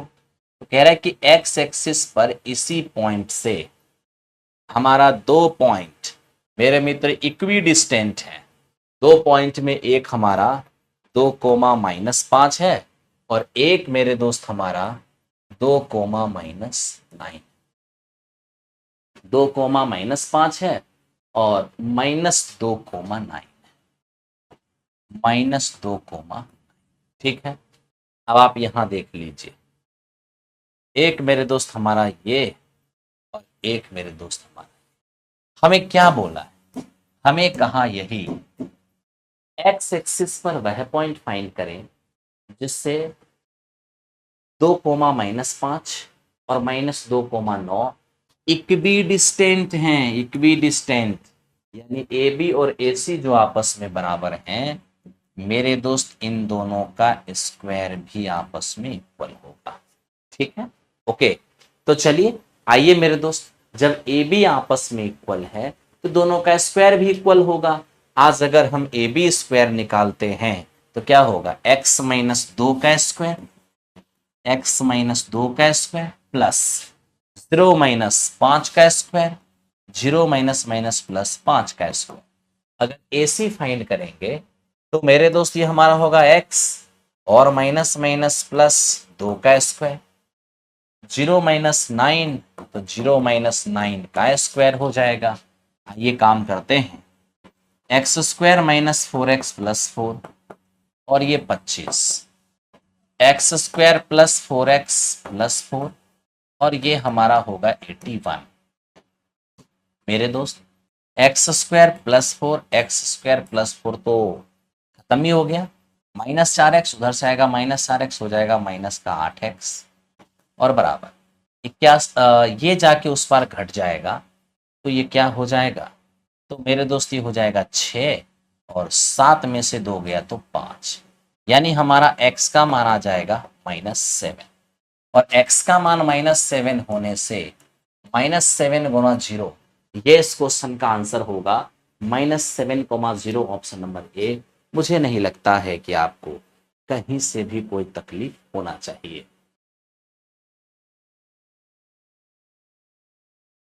कैसे, कहां और गलती हो जाती है, मैंने देखो हमेशा से आप लोगों को कहा है कि आप एक फुल लेंथ सेट अपने से भी घर पे लगाइए। ठीक है, गलतियां होना ये नेचर है इंसान की, गलतियां होती रहेगी होती रहेगी। धीरे धीरे धीरे धीरे एक्यूरेसी डेवलप होता है। और एक सेट अगर रोजाना घर पर लगाते हो, वीकली टेस्ट जो प्लेटफॉर्म में होती है उसे आप अगर फाइनल टेस्ट समझते हो, और प्लेटफॉर्म में जो मॉर्निंग में सेट होता है उसे आप रेगुलर बेसिस पर करते हो, पटना में हो तो ऑफलाइन, पटना से बाहर हो तो ऑनलाइन, तो आपको कभी भी पेपर में दिक्कत नहीं होगा। ठीक है, चलो। और दूसरी बात क्या, फांकी मारने से पेपर नहीं होगा दोस्त। मैंने 2.0 का दौर देखा है, 3.0 का दौर देखा है, इतने सारे बच्चों का सिलेक्शन देखा है, इतने सारे बच्चे को सिलेक्शन भिन्न भिन्न कारणों से रुकते हुए भी देखा है, सिलेक्शन होते हुए भी देखा है। अब देखो ना 2.0 के अंदर कहो या 3.0 के अंदर कहो, हालांकि 3.0 का पेपर अभी हुआ नहीं है, लेकिन मैथ से रिगार्डिंग जो भी बच्चे अपनी पढ़ाई करते हैं, मैक्सिमम 99.9% बच्चे वो हमारे साथ जरूर जुड़े हुए हैं। ठीक है, और हाँ मेरे दोस्त, ऐसे बच्चे भी जो कहीं और भी अगर जुड़े हुए होंगे तो वो हमारे साथ बाद में जरूर जुड़ गए हैं। और मैं जहाँ तक आप लोगों को ये 99.9% जब कहता हूँ तो आप कुछ सोचने लग जाते हैं, सोचने की कोई बात नहीं, वो हमारे एप्लीकेशन से, हमारे यूट्यूब से, या हमारा जो अपना बुक आता है रुक्मिणी पब्लिकेशन से, प्लेटफॉर्म वाले, उससे किसी ना किसी रूप से वो जरूर जुड़े होते हैं, लाभान्वित होते हैं और उनका सिलेक्शन अवश्य होता है। ठीक है, तो आप लोग भी मेरे दोस्त मेहनत कीजिए, अच्छा कीजिए, बहुत अच्छा है। आइए मेरे दोस्त इसकी बात करते हैं। दो स्पर्श रेखा पी ए और पी बी बाहरी बिंदु पी से केंद्र ओ वाले एक वृत्त पर खींची गई है। यदि ओ ए बी बराबर 30 डिग्री तो ए पी बी का मान क्या होगा। देखिए ये हमारे पास एक सर्कल है मित्र, ठीक है, और ये अपना एक बाह्य बिंदु मान लीजिए पी है। अब बाह्य बिंदु से एक स्पर्श रेखा इधर और मेरे दोस्त एक स्पर्श रेखा आपका इधर, दो स्पर्श रेखा आपने खींच दी है। इसे स्पर्श बिंदु को ए कह रहा हूं, इसे मैं बी कह रहा हूं, कहीं ना कहीं तो सेंटर होगा। अब देखिए त्रिज्या स्पर्श रेखा पर लंब होती है, त्रिज्या स्पर्श रेखा पर लंब होती है। मेरे मित्र इसे मैं जैसे ही मिला दूं, इसे मैं जैसे ही मिला दूं तो आप तो ये बात देख रहे हो, क्या केंद्र है, केंद्र से परिधि त्रिज्या होगी, केंद्र से परिधि त्रिज्या होगी। मित्र मेरे आपको बस इतना पता है कि ओ ए बी, ये आपको पता है कि 20 है, ठीक है। तो आपको मैं बताऊं ये अगर 20 है तो ये भी 20 होगा। क्यों? क्योंकि इस त्रिभुज में दो भुजा बराबर है, और किसी भी त्रिभुज की दो भुजा बराबर होगी तो सामने का कोण भी बराबर होगा। इसके सामने 20 है तो इसके सामने भी 20 होगा। आप कहोगे हाँ जी सर। फिर देखो, ओ ए बी एक त्रिभुज है, ओ ए बी एक त्रिभुज है, त्रिभुज के तीनों कोण मिलकर 180, जब दोनों मिलके 40 हैं तो ये दोनों मिलके 30 था ना मेरे दोस्त, 30। चलिए 30 और 30 60 हो जाएगा। 30 और 30 अगर ये 60 है तो ये पक्का 120 हो जाएगा, तभी तो 180 हो पाएगा। आप कहोगे हाँ जी सर। साथ ही साथ आप ये भी जान लो कि ये वाली एंगल और ये वाली एंगल मिलकर भी 180 होता है, तब तो ये अगर 120 है तो ये पक्का हमारा 60 हो जाएगा। और इस तरीके से मेरे दोस्त आप आराम से काम कर सकते हो, नो प्रॉब्लम। ठीक है, आइए हम बढ़ते हैं क्वेश्चन नंबर 96 की ओर, देखते रहिए। ये तो हो गया होगा अपना, ठीक है पढ़ो। देखो 96 हमें कह रहा है कि एक गोलाकार सेल का आयतन क्या होगा जिसकी आंतरिक और बाह्य त्रिज्या दिया हुआ है। यानी ये खोखला गोला है, और खोखला गोला का अगर आपको आयतन फाइंड करना है तो 4/3 पाई बड़ी आर क्यू माइनस छोटी आर क्यू। तो आप देख लो, 4/3 पाई को एज इट इज रहने दो, बड़ी आर 3 का क्यूब 27 होगा और 2 का क्यूब हमारा 8 हो जाएगा। ओके हाँ सर। तो यहां से देख लोगे 19 19 चौको 76, 76 पाई और बटे 3, यही इस क्वेश्चन का आंसर होगा। ऑप्शन नंबर सी, हमें नहीं लगता है कोई दिक्कत आपको हो रहा होगा। चलिए चलते हैं क्वेश्चन नंबर नेक्स्ट। ठीक है, आपकी कृपा से 45 में 48 में 45 सही था, 6 to 8 अच्छा परफॉर्म था मेरे दोस्त। लेकिन आपको 48 में 48 सॉल्व करना है, सही करना है। ठीक है, इस तरीके से आपको तैयारी करना है। ओके, जहां कमी रही थी उस पर आपको काम करना है। देखिए, आप मन में हमेशा याद रखिए कि आप जितना भी तैयारी कर लेते हैं वो मेरे दोस्त, दुनिया में कोई भी चीज सफिशियंट नहीं है, 100% परफेक्ट नहीं है, कमियां रह ही जाती है। इसलिए अगेन एंड अगेन अंतिम समय तक प्रयास करना है कि अपनी कमियों को दूर किया जाए। परफेक्ट प्लस परफेक्ट बराबर परफेक्ट होता है। ओके, हाथ पांव बांध करके बैठना नहीं है। आइए देखते हैं। एक भिन्न का हर अंश से 3 अधिक है, यदि अंश और हर में 6 की वृद्धि की जाए तो प्राप्त भिन्न 4/5 के बराबर हो जाएंगे। भिन्न बताइए। देखिए, अगर फ्रैक्शन वाली क्वेश्चन में फ्रैक्शन ही आपसे मांग दे तो इस कंडीशन में आप ऑप्शन से बनाइए, वो ज्यादा बेटर रहेगा। ठीक है, अब कह रहा है ना कि हर अंश से 3 अधिक है, हर अंश से 3 अधिक यहां भी है, डिनोमिनेटर न्यूमरेटर से 3 अधिक यहां भी है, डिनोमिनेटर न्यूमरेटर से 3 अधिक यहां भी है, तब तो ये तीनों ही ऑप्शन आंसर हो जाएगा। नहीं, अगला इक्वेशन देखना होगा। अब लिखता है अंश हर दोनों में 4 जोड़ देते हैं तो 4/5 हो जाता है। न्यूमरेटर और डिनोमिनेटर में 4 ऐड करते हैं, 12/15 यानी कि 4/5, बिल्कुल 4/5 हो जा रही है। अतः ऑप्शन नंबर ए इस क्वेश्चन का आंसर हो जाएगा। ठीक है, चलिए अब चलते हैं क्वेश्चन नंबर नेक्स्ट पर। मेरे दोस्त अब इसको देखते हैं ये क्या। अब देखिए, ये हमसे क्या कह रहा है, हमें कह रहा है 2 पॉइंट, 2 पॉइंट किसी रेखा खंड को 1:2 और 2:1 के अनुपात में विभाजित करती है, तो उन्हें हम किस बिंदु के नाम से जानेंगे। जानते हो दोस्त, ये कह रहा है ना 2 पॉइंट किसी रेखा को 1:2 और 2:1 में विभाजित करती है। इसका मतलब ये है कि 2 पॉइंट में जब पहला पॉइंट का इस्तेमाल किए हैं तो ये पूरी रेखा को 1:2 में बांटा है, जब दूसरे पॉइंट को इस्तेमाल किए हैं तो पूरे रेखा को 2:1 में बांटा है। इसको देखकर ही मेरे दोस्त हमें ये लग जा रहा है कि आखिर यहाँ पर मामला है क्या।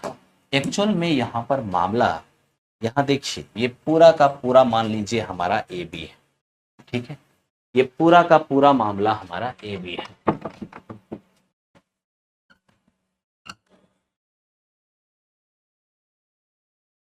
ठीक है, अगर ये मामला मेरे दोस्त पूरा का पूरा हमारा ए बी का है, 1:2 और 2:1, तो हमें ऐसा लगता है कि ये दोनों पॉइंट जो है ना, ये समत्रिभाजित करने वाली पॉइंट कहिएगा। वो कैसे? अब जैसे देखिए, अगर हम यहाँ पर 3 इक्वल पार्ट में इसे बांट देते हैं और इसको 1, इसको 1 और इसको भी 1 कहते हैं। इसको, इस पॉइंट को P कह रहे हैं, इस पॉइंट को Q कह रहे हैं। आपको नहीं लगता है कि पॉइंट P पूरा AB को क्या कर रहा है? तो मेरे मित्र पॉइंट P जो है ना, पूरा AB को 1:2 में विभाजित कर रहा है। लेकिन बात अगर Q की जाए तो Q पूरा AB को क्या कर रहा है? तो Q जो है ना, पूरे AB को इधर देखिए 2:1 में बांट रहा है, यानी कि 2:1 में बांट रहा है। तो मेरे दोस्त पहला पॉइंट 1:2 में और दूसरा पॉइंट 2:1 में तभी विभाजित करेगा जब ये दोनों पॉइंट इस पूरे AB का समत्रिभाजन बिंदु होगा। समत्रिभाजन बिंदु का मतलब क्या है? ट्राइसेक्ट करने वाली पॉइंट होगा। ठीक है, तो आई होप आपको समझ में आया होगा कि आखिर यहां पर दोनों पॉइंट का पोजीशन क्या है।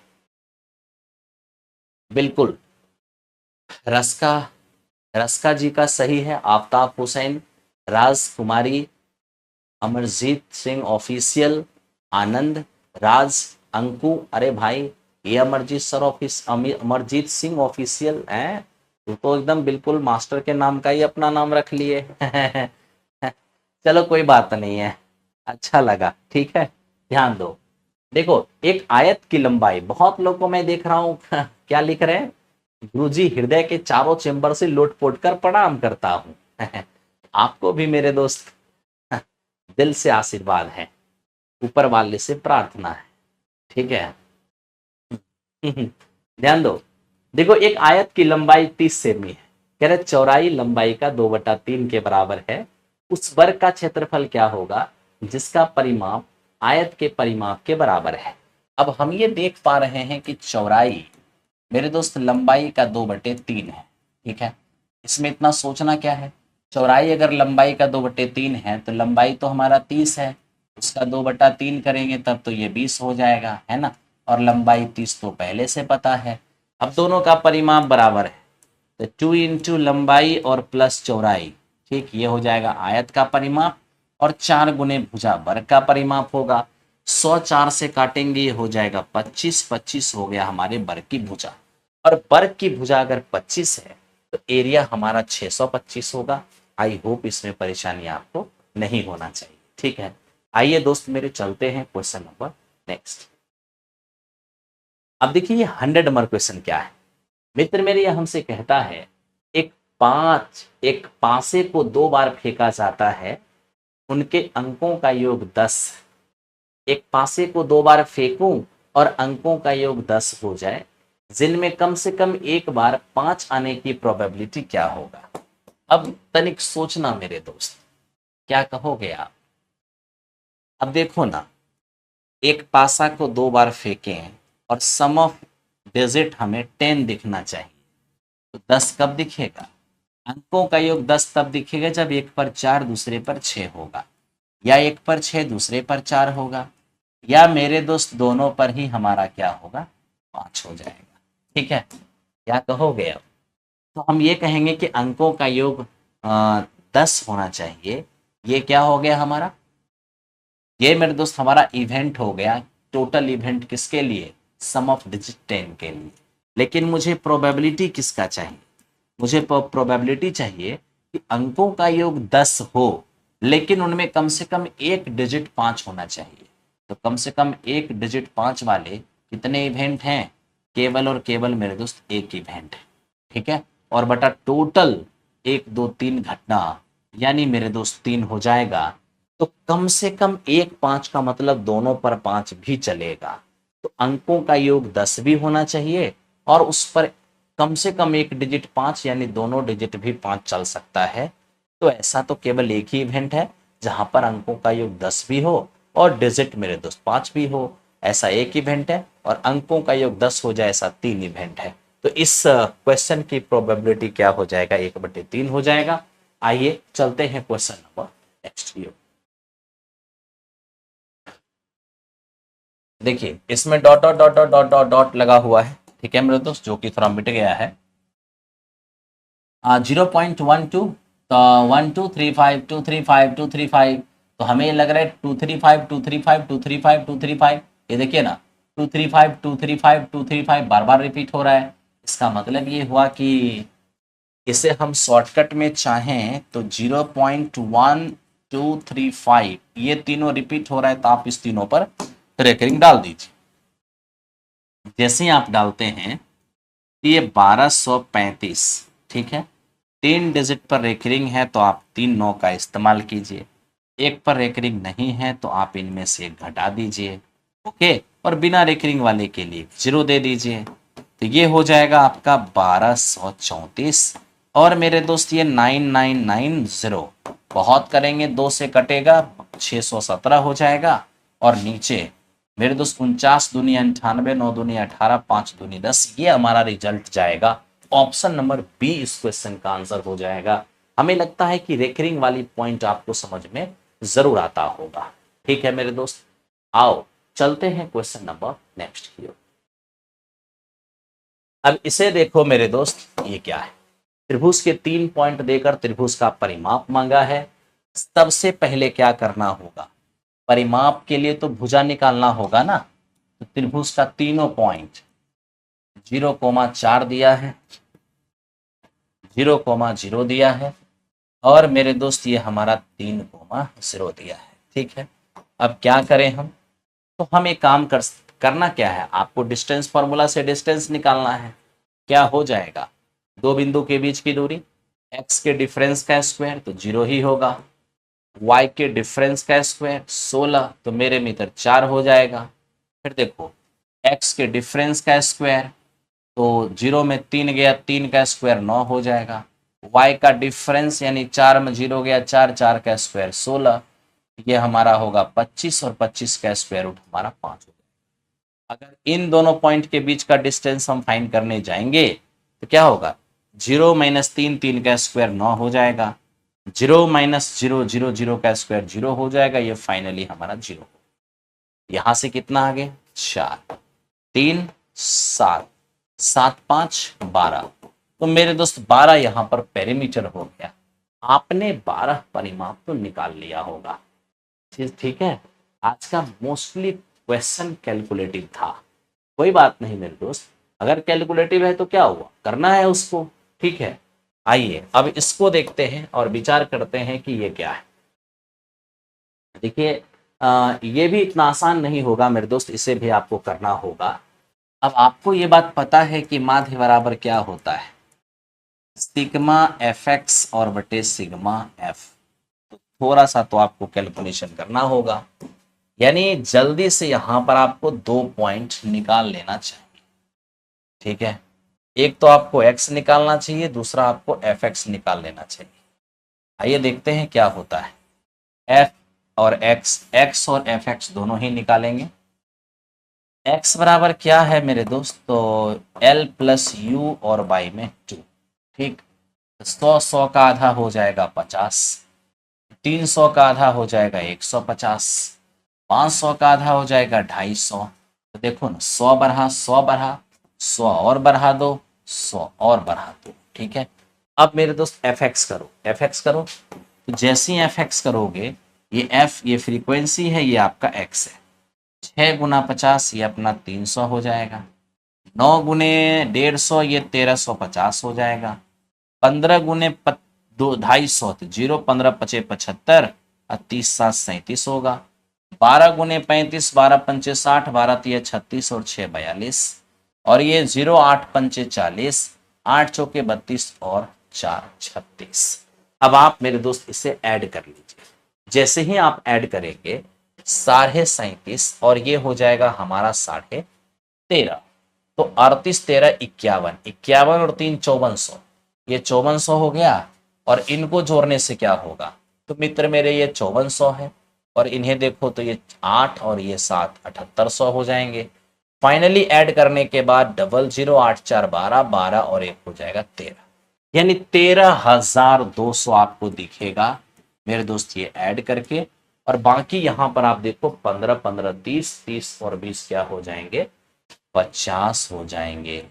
एक 0 से 0 कैंसिल आउट हुआ, 5 दूनी 10, 5 6 30, 5 चौको 20, यानी कि 664 इस क्वेश्चन का आंसर होगा। आपको मेरे दोस्त काम करने होंगे। ठीक है, चलिए चलते हैं अगले क्वेश्चन की ओर। बहुत अच्छा लग रहा है। आप लोग ऐसे ही मेरे दोस्त बने रहो और काम करते रहो। एक बार फिर मेरे दोस्त आप लोग लाइक का बटन एक बार जोर से प्रेस करो ताकि ये 500 प्लस लाइक हो जाए और काफी मजा आए मेरे दोस्त काम करने में। ठीक है, आओ ध्यान दो। निम्नलिखित बंटन का बहुलक इनमें से क्या होगा? बहुलक फाइंड करना है तो आप सबको ये बात पता होना चाहिए कि बहुलक क्या होता है। बोले नहीं? ये ये मेरे दोस्त बीपीएससी का एग्जामिनेशन है। इसको यूं हल्के में समझने की भूल मत करना। जिन्होंने भूल किया है इन्हें हल्के में लेने का, हल्के समझने का, उन्हें काफी खामियाजा भुगतना पड़ा है। ठीक है, काबिले तारीफ गुरुवर मेरे दोस्त, आपका जो प्यार, आपका जो बीच बीच में बीच बीच कहते हैं, आपका जो लगातार प्यार और भरोसा जो बना हुआ है, इसके लिए तो क्या कहें, मैं कुछ भी कर दूं तो कम पड़ जाएगा। लेकिन आपसे एक प्रॉमिस जरूर है मेरे दोस्त कि आपका जब तक पेपर नहीं होता तब तक मैंने अपने सारे पार्टी फंक्शन, सारे रिश्तेदार, सारे नाते, हर जगह से मैंने डिस्टेंस, हर जगह से मैं आपके लिए क्या कहूँ कि सिर्फ माफी ही मांगा है कि बहुत बड़ी जिम्मेदारी हमारे ऊपर है।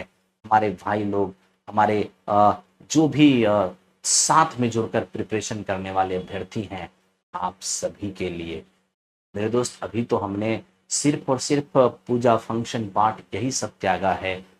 जरूरत पड़ी तो बहुत बड़ी से बड़ी चीज भी मेरे दोस्त आपके लिए त्याग होगी। आपको पता है कि 2.0 में क्या क्या त्याग हुआ था और उससे बड़ी त्याग करने के लिए भी मैं आपके सामने तैयार। तो आइए मेरे दोस्त, सर पढ़ाइए ना प्लीज। हाँ हाँ ठीक है, बिल्कुल मेरे दोस्त आपको पढ़ाऊंगा, पढ़ाने के लिए ही आया हूँ। और बीच में बहुत ज्यादा वार्तालाप नहीं, अच्छा नहीं लगता है। मॉड, देखो मॉड बराबर क्या होगा, L plus F M minus F one by 2 FM minus F1 minus F2 और इंटू एच। सबसे पहले बहुलक निकालने से पहले हमें मॉड क्लास लिखना है। ठीक है, देखो मॉड क्लास किसे कहते हैं? जिस क्लास की फ्रीक्वेंसी मैक्सिमम होगा वही अपना मॉड क्लास होगा।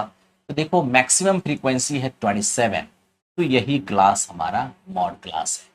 मॉड क्लास की फ्रीक्वेंसी को ही एफएम कहते हैं, जस्ट पहले वाले को F1 कहते हैं और जस्ट बाद वाले को F2 कहते हैं। मॉड क्लास की लोअर लिमिट को हम L कहते हैं, upper limit minus lower limit ये हमारा। बहुत अच्छे, आइए अब मेरे दोस्त इस पर बैठाइए। लोअर लिमिट हमारा 20 है और प्लस एफएम कितने हैं 27 और F1 हमारा 23। ठीक है, 2FM 27 और दूनी 54 होगा, माइनस F1 ये हमारा 23 है और F2 ये हमारा 21 है। ओके, और मेरे दोस्त इंटू एच करने चले जाएं तो एच अपने पास क्या है, एच अपने पास 10 है। तो हम यही देखेंगे ये हमारा 20 है प्लस 4। नीचे हम देख रहे हैं कि 54 और माइनस 44, तो 10 रहेगा, 10 से 10 कट जाएंगे। तो मेरे दोस्त 10 से 10 कट ही जाएंगे तो 4 ही रहेगा। 24 इस क्वेश्चन का आंसर होगा ऑप्शन नंबर ए। कहीं से भी आपको परेशानी नहीं होना चाहिए। ठीक है, आइए चलते हैं नेक्स्ट क्वेश्चन। देखिए ये क्या है मेरे दोस्त, ये हमें फिर से एपी का एक क्वेश्चन सामने दिख गया है। आइए बनाते हैं झटके से। देखिए 8वां पद हमारा -23 है, तो a प्लस 7d यही हमारा 8वां पद होता है। ओके, अब कह रहे 12वां पद -39, तो a प्लस 11d ये हमारे पास -39 है। ठीक है, आइए ध्यान से देखिए इसको। हमें क्या चाहिए, प्रथम और द्वितीय पद। मेरे दोस्त ये हमारा a से a कैंसिल आउट हुआ, 11 में 7 गया तो माइनस का 4d होगा और 39 में से 23 गया तो ये 16 हो जाएगा। d का मान यहां से -4 आ गया। अब यही d किसी एक इक्वेशन में डाल दीजिए, a प्लस 7 इंटू -4 और बराबर ये कितने होंगे -23। a बराबर हमारा क्या होगा 5। तो मेरे दोस्त इस तरीके से हमारा a निकल गया है 5, दूसरा हमें क्या चाहिए, प्रथम पद और दूसरी पद चाहिए। तो प्रथम पद अगर हम ध्यान से देखें तो ये हमारा तो 5 ही हो गया, और दूसरी पद क्या होगा, ए और प्लस डी, तो ये अपना 1 हो जाएगा। यानी 5 और 1 यही इस क्वेश्चन का आंसर हो जाएगा। ठीक है, चलिए अब चलते हैं नेक्स्ट क्वेश्चन पर। उम्मीद है इतना समझ में आया होगा आपको। ठीक है, अब देखो ये क्या है मेरे दोस्त, इसमें हम बड़ा छोटा कैसे डिसाइड करेंगे। इस प्रकार के क्वेश्चन में आपको पावर को इंटीजर बना लेना चाहिए, जिससे कैलकुलेशन बहुत आसान होगा। जैसे देखो मैं आपको एक चीज बताता हूं, अगर कभी भी ऐसा हो जाए कि जैसे ये x है मेरे दोस्त, और यहाँ पर m ऑर्डर की करनी है, तो इसे जब आप लिखोगे ना, मतलब इन स्टड्स को हटाना चाहोगे और पावर बनाना चाहोगे, तो देखो x की पावर कुछ नहीं तो 1 है ना, कहोगे हाँ सर। x जो इसकी पावर है वो पावर न्यूमरेटर रहेगा, और जितना ऑर्डर की करनी है वो डिनोमिनेटर में आ जाएगा। ठीक है भाई, तो ये एक छोटा सा पॉइंट मैंने आपको समझाने की कोशिश किया है। √2 को 2 की पावर 1/2 लिख सकते हैं, क्यों, क्योंकि रूट का मतलब क्या होता है, 2 ऑर्डर की करनी होता है। ठीक है, क्यूबिक रूट 3 का मतलब हो जाएगा 3 की पावर 1/3। ओके, और √4 का मतलब होगा 4 की पावर 1/4। 6√5 का मतलब होगा 5 की पावर 1/6। क्या करना है आप, मेरे तो सबके पावर को सेम चीज से मल्टीप्लाई कर दो, तो जो बड़ा है वो बड़ा ही रहेगा, जो छोटा है वो छोटा ही रहेगा। अब किससे मल्टीप्लाई करें ताकि पावर जो है ना वो भिन्न के रूप में नहीं इंटीजर के रूप में हो जाए। इसके लिए 6, 4, 3 और 2 का एलसीएम हो जाएगा 12। आप सारे पावर को 12 से मल्टीप्लाई कर दो, 12 से मल्टीप्लाई कर दो। जैसे ही 12 से मल्टीप्लाई करोगे 2 की पावर 6 होगी, 3 की पावर 4 होगा, 4 की पावर 3 होगी, और 5 की पावर 2। सेम चीज से मल्टीप्लाई किए है ना, तो जो बड़ा रहा होगा वो बड़ा ही रहेगा, जो छोटा रहा होगा वो छोटा ही रहेगा। ठीक है, ये देखो हमारे पास 64 है, ये हमारे पास 81 है, ये हमारे पास मेरे दोस्त ये भी हमारे पास 64 ही नजर आ रहा है, और ये हमारे पास 25 नजर आ रहा है। तो मैं आपसे कहता हूं कि सबसे बड़ा कौन है, सबसे बड़ा तो 81 है। और 81 मतलब क्या, 3 की पावर 4 यानी 3 वाला पॉइंट, और 3 वाला पॉइंट कहाँ है, यहाँ। तो ये सबसे बड़ा हो जाएगा ऑप्शन नंबर ए, और हमें उम्मीद है कि आपने इसे किया होगा। ठीक है, बहुत अच्छी बात है। अगले क्वेश्चन पे हम लोग चलते हैं। हो गया होगा चीज। ठीक है मेरे दोस्त, मैंने आपको यही कहा था कि 11th 12th की जो चीजें हैं वो कौशलेंद्र सर आपको कराएंगे, तो उसे मैं नहीं छेड़ूंगा। ठीक है, आओ। ठीक है, यहाँ पर अब जैसे देखो ये आपकी क्वेश्चन है, ये आपका सेट थ्योरी से क्वेश्चन है। ठीक है, अब यहाँ से मेरे दोस्त हमें करना है, क्योंकि 11th 12th के लिए कौशलेंद्र सर को क्वेश्चन मेरे दोस्त दे दिया गया है, और जो उनके अपने रेंज का है। पीजीटी वाले सारे सवाल वही कराएंगे, क्योंकि पीजीटी स्पेशलिस्ट कौशलेंद्र सर है। आओ ध्यान दो, दिए गए आंकड़ों को आरोही क्रम में व्यवस्थित किया गया है। आंकड़ों की माध्यिका 63 है, तो x का मान इनमें से कौन होगा। देखिए, अगर हमें इनमें से माध्यिका की बात किया जाए, तो हम देख रहे हैं कि पहले से ही आरोही क्रम में सजाया हुआ है, नहीं रहता है तो सजाना पड़ता है। बात बताऊं, जनरली जब हिडन टर्म होते हैं ना, तो वो खुद ही सजा के दे देते हैं पहले से। टर्म काउंट करो, 4, 5, 6, 7, 8, 9, 10। 10 अगर है ना, तो 4 4 मेरे दोस्त छट जाएंगे, बीच में 2 बचेंगे, और इन्हें ऐड करके जब 2 से भाग दोगे, यही आपका मीडियन हो जाएगा। एक बचता तो वही मीडियन होता, 2 बचा इसलिए दोनों को ऐड करके 2 से भाग देना होगा, जो इसके मीडियन के बराबर होगा। तो 2x + 2 और बराबर ये 126। यहां से x का मान आप देखते जाएंगे तो 62 आ जाएगा। तो 62 इसका आंसर हो गया है। ठीक है, उम्मीद करते हैं समझ में आपको आ गया होगा। आइए मेरे दोस्त चलते हैं क्वेश्चन नंबर नेक्स्ट की ओर।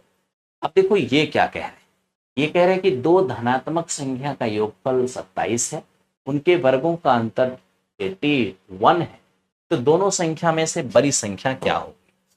अब देखिए हम ये देख रहे हैं, 2 संख्या का जो योगफल है ये मेरे दोस्त हमारा 27 है। ठीक है, और दोनों के स्क्वायर का अंतर हमारा 81 है। तो लीजिए दोनों के स्क्वायर का अंतर हमारा 81 है। मेरे दोस्त आप ही सोचो ना, दोनों के स्क्वायर का अंतर अगर हमारा 81 है तब तो कायदे से हम इसे a plus B into A minus B तो लिख ही सकते हैं। आप कहोगे हाँ। अब दोनों का योग हमारा 27 है, तो 27 से ये कटेगा कितना, 3 बार में। यानी मेरे दोस्त यहां से हमारे a माइनस बी का मान कितना आ गया है, 3 आ गया है।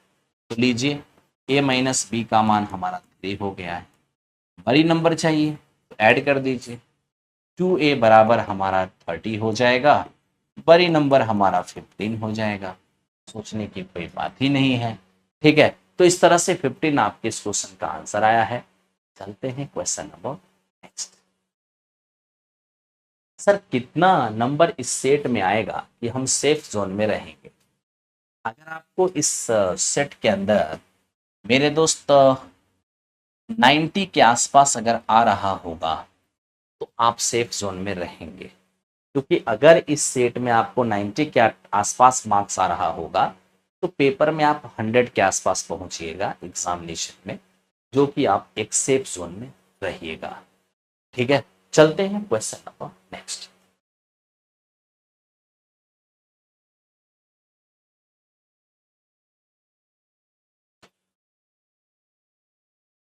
एक दुकानदार अपनी साड़ियों के मूल्य लागत मूल्य से 20% अधिक अधिक अंकित करता है, खरीदार को 10% की छूट भी देता है। इस प्रकार दुकानदार को कुल कितने प्रतिशत की लाभ होती है? देखिए, आपने पहले खरीदी होगी, उसके बाद थोड़ा सा इंक्रीज करके एमआरपी बनाया होगा और फाइनली इस पर थोड़ा डिस्काउंट देकर आपने बेच दिया होगा। ठीक है, मैं यहाँ पर सीपी 100 मान लेता हूँ। 20% आपने बढ़ाया है तो 20% बढ़ाओगे, एमआरपी 120 हो जाएगा। इस पर 10% की छूट दोगे तो 10% की छूट दोगे ना। 120 का 10% तो 12 होता है, 12 छोड़ोगे तो आप 108 में बेचोगे। यानी 100 का चीज फाइनली 108 में बेचोगे तो प्रॉफिट कितने की होगी, 8% की होगी। ऑप्शन नंबर 20 क्वेश्चन का आंसर आएगा। ठीक है, चलते हैं क्वेश्चन नंबर नेक्स्ट। देखिए, ये महत्वपूर्ण क्वेश्चन है, इसको थोड़ा सा करने का प्रयास करिए। देखिए इसको कैसे किया जाएगा। सबसे पहले तो हम इसमें दो चीज ही सॉल्व करना चाहेंगे, दो को अभी रिजर्व रखना चाहते हैं। मेरा इच्छा है कि मैं पहले मेरे दोस्त इसे सॉल्व कर लूं। ठीक है, तो इनमें से हमें √3 कॉमन आता नजर आ रहा है, और इसे अगर मैं थोड़ा सजाऊं 10 20 और प्लस 10 10, तो कोई प्रॉब्लम तो है नहीं। आप कहोगे नहीं सर।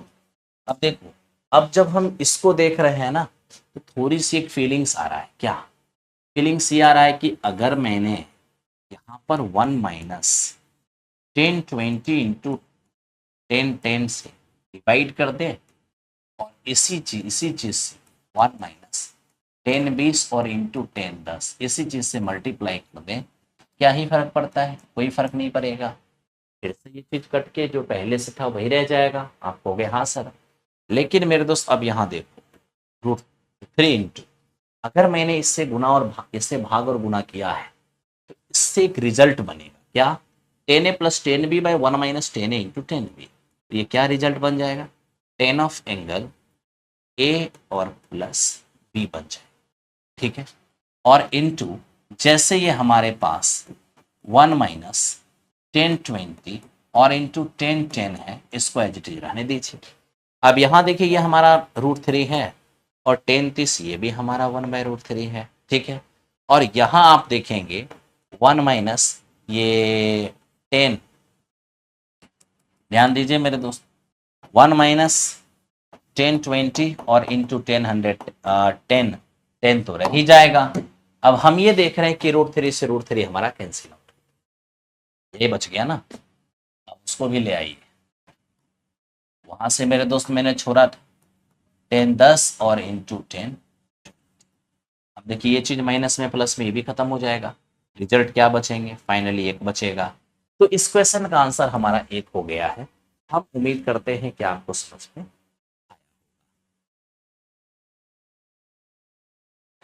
ठीक है, चलिए बढ़ते रहिए और काम करते रहिए।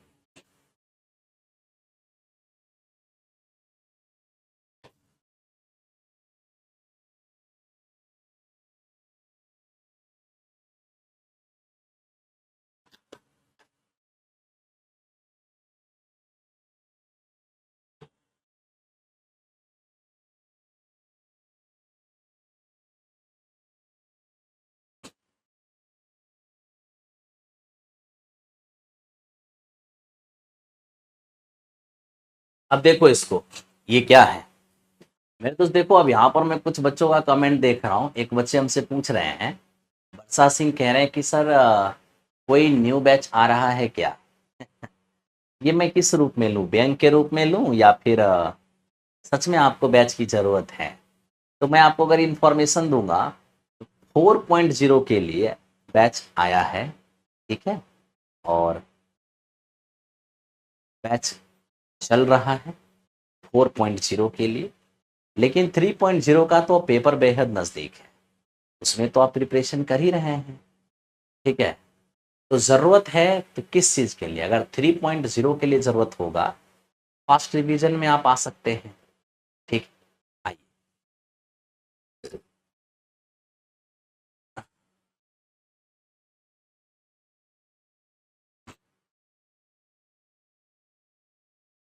नहीं नहीं साकेत, देखिए कोई भी लोग है ना, टेंशन मत लो, आओ काम करते हैं, काम करोगे सारे चीज आसान हो जाएंगे, ठीक है। अब जैसे देखो ना, हमारे पास एक द्विघात बहुपद है, ठीक है। हमें कह रहा है इसका मूल एक दूसरे के व्युत्क्रमानुपाती है, इनवर्स है, तो के का मान क्या होगा, ठीक है। अब देखिए 4.0 के लिए, 4.0 के लिए अगर आपको मैथ्स का बैच चाहिए तो आप प्लेटफॉर्म बाय नवीन कुमार सिंह एप्लीकेशन पे जाइए और वहां से आप कुरुक्षेत्र 4.0 नाम का बैच आपके लिए अवेलेबल है। आप आराम से उसमें ज्वाइन कर जाइए और अपनी तैयारी को अंतिम रूप दीजिए, ठीक है।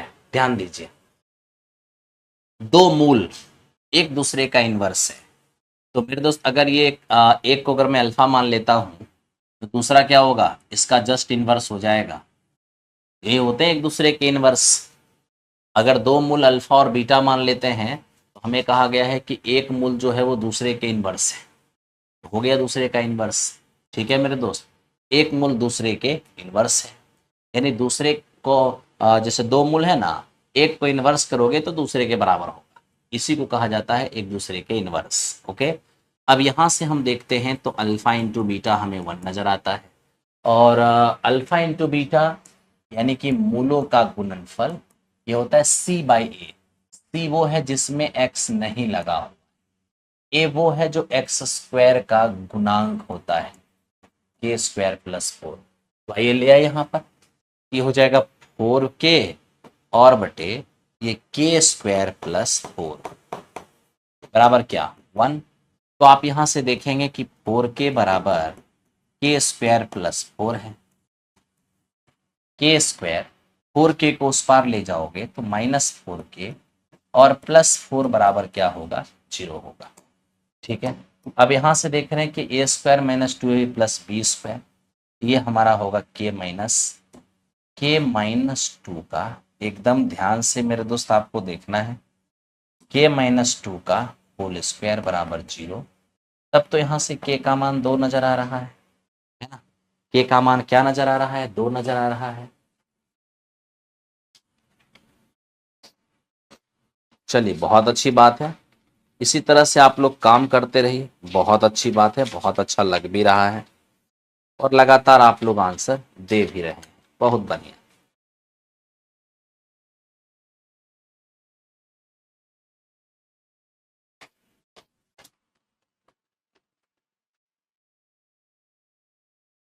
ठीक है, आइए तो इसका मेरे दोस्त आपके पास एक ही आंसर है और ऑप्शन नंबर कौन सा है, सी है। अब आप में से बहुत लोग बिना मतलब का ऑप्शन नंबर डी लगा दिया होगा, जो डी लगा दिया होगा वो तो गलत ही हो जाएगा, ठीक है। अरे x-2 की होल स्क्वायर है तो k-2 की होल स्क्वायर, तो k का मान तो 2 ही होगा, तो आप डी आंसर क्यों देने जा रहे हो?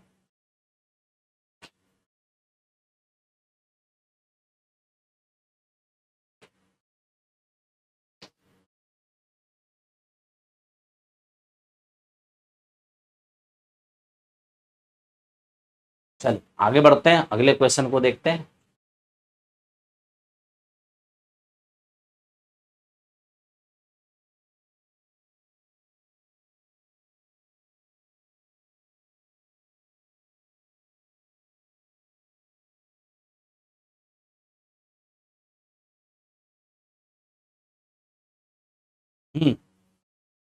साउंड इशू हो गया, ठीक तो है।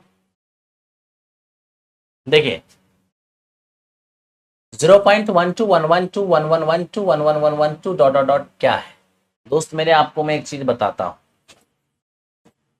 Non terminating, non terminating, non repeating, non terminating, non repeating और शांत अनावर्ती दशमलव का यही वो रूप है जिसे पी बाई क्यू के रूप में नहीं बदला जा सकता है। एग्जाम्पल देखिए, 0.698253683962 है ना, 93, मतलब कुछ इस तरह से जाएगा ये, जो कहीं पे रिपीट नहीं करेगा। ठीक है, या तो आपका ऐसा दिखेगा। इसका एक मॉडल ये भी दिखता है 0 पॉइंट क्या, मान लीजिए 13 1113 111113 111113 dot dot dot dot dot. ये भी एक विचित्र है, इसमें भी डाटा रिपीट कहाँ है, एक बार है, दो बार है, तीन बार है, चार बार है, पांच बार है, मतलब कांस्टेंट वे में दो दो टर्म रिपीट, तीन तीन टर्म रिपीट, चार चार टर्म रिपीट, ऐसा नहीं है। तो दशमलव का ये जो दोनों फॉर्म है ना, नॉन टर्मिनेटिंग नॉन रिपीटिंग है, इसे पी बाई क्यू के फॉर्म में नहीं बदला जा सकता, इसलिए मेरे दोस्त इसे अपरिमेय कहा जाएगा, इरेशनल कहा जाएगा, इरेशनल।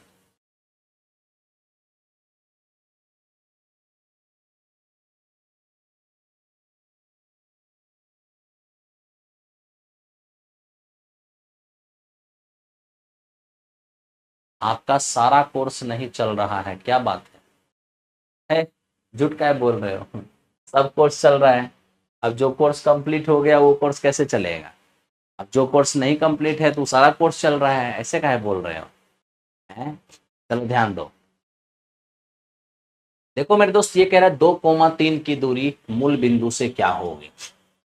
अब देखिए, मूल बिंदु से किसी बिंदु की दूरी अगर आपको देखना है तो मेरे भाई यहाँ पर रूट के अंदर x square plus y square, यही मूल बिंदु से किसी बिंदु की दूरी होता है। तो आप यहां से देख पाएंगे कि √13 इस क्वेश्चन का आंसर हो जाएगा। ठीक है, चलिए चलते नेक्स्ट क्वेश्चन। अब इसको देखिए, त्वरण खींचने के लिए वर्ग अंतराल कैसा होना चाहिए? अपवर्जी होना चाहिए। ठीक है, आगे बढ़ते हैं नेक्स्ट क्वेश्चन पे।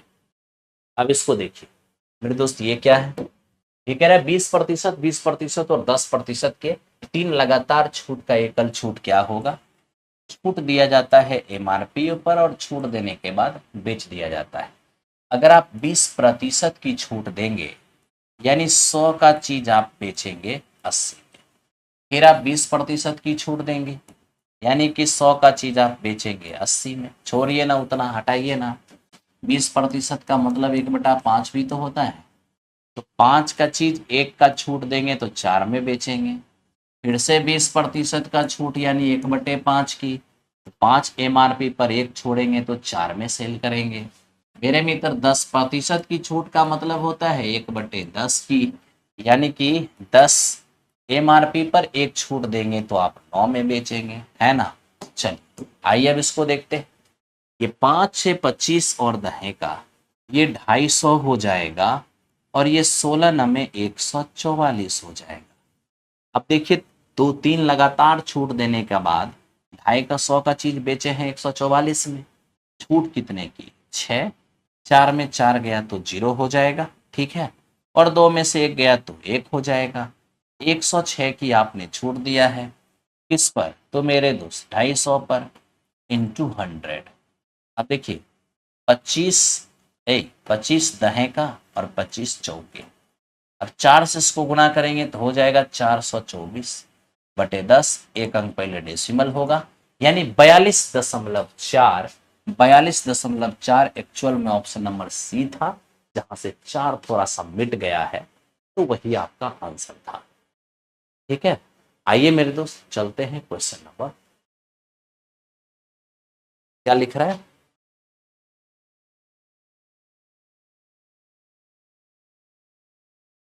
देखने के बाद हमें नींद आती है। अच्छा अच्छा, ठीक है, क्लास नहीं चल रहा है स्पेशल क्लास में सर। जो कि सारा क्लास खरीदे हैं। अच्छा, हम देखते हैं कि किस बैच की आप बात कर रहे हो। तो 4.0 के लिए बैच आया हुआ होगा। रणभूमि बैच की बात कर रहे हो ना, 4.0 की वो बैचेज हैं। अब वो नहीं चल रहा है ऐसा आप कह रहे हो, तो मैं उसको चेक कर लेता हूँ। ठीक है, मेरे संज्ञान में नहीं है कि मैं तो ये जान रहा हूँ कि वो बैच चल रही है, फिर भी मैं देख लेता हूँ, टेक्निकली हो सकता है कुछ, ट्राई करते हैं। आइए मेरे दोस्त, ये क्या है? 10.5 सीमित त्रिज्यखंड कोण 60 डिग्री वाले त्रिज्यखंड का परिमाप क्या होगा? तो सबसे पहले मैं तो यही कहूंगा मेरे दोस्त कि त्रिज्यखंड का अगर परिमाप आपको फाइंड करना है, एकदम ध्यान से देखिए। त्रिज्यखंड का अगर आपको परिमाप फाइंड करना है, एकदम प्यार से ध्यान से देखो। ये त्रिज्या है और ये मेरे दोस्त आपका चाप। ये पूरा का पूरा त्रिज्यखंड है मेरे दोस्त, ये पूरा ही त्रिज्यखंड है। अगर हम इसका परिमाप लेने जाएंगे तो क्या होगा? आर प्लस आर, 2r तो हो ही जाएगा, और प्लस ये आपका मेरे दोस्त एल हो जाएगा। ठीक है, त्रिज्या आपका 10.5 है और ये थीटा, थीटा आपका कितना है? तो मेरे दोस्त ये 60 डिग्री। आइए अब ध्यान दीजिए, 2 × r, ये हमारा 10.5 हो जाएगा, प्लस एल। एल मेरे दोस्त तो आपको पता है चाप की लंबाई है ना, थीटा बट्टे 360, 2πr, 10.5, डेसिमल हटाएगा 10 हो जाएगा। कैलकुलेट करिए, ये आपका 21 हो जाएगा, ये आपका 6 हो गया है, 2 × 6 और 7 × 21, 21 × 5। तो मेरे दोस्त ये फाइनली होगा 22 × 5 = 110 और बटे 10, यानी ये आपका हो जाएगा कितना? 32। तो इस क्वेश्चन का आंसर आपका 32 हो जाएगा।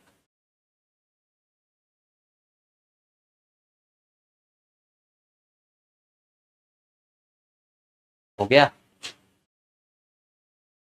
आइए बढ़िए, और इसको मेरे दोस्त देखिए। देखिए ये क्या है, हमें ये कहता है कोई भी विषम पूर्णांक होगा जहां q एक पूर्णांक है। हम ऑप्शन में देख रहे हैं कि ये 6q 6q 6q हमें दिख रहा है। ठीक है, तो मेरे दोस्त अगर q एक इंटीजर है, ठीक है, q एक इंटीजर है, तो आप ये जान लीजिए कि 6q ये मेरे दोस्त एक इवन नंबर हो। ठीक है, लेकिन आपको तो ऑड नंबर चाहिए। अगर ऑड नंबर चाहिए तो इवन नंबर में एक ऐड करना होगा। अगला ऑड चाहिए तो मेरे दोस्त लगातार ऑड में दो दो का अंतर होता है, इसमें दो ऐड कर दीजिए, 6q + 3 होगा।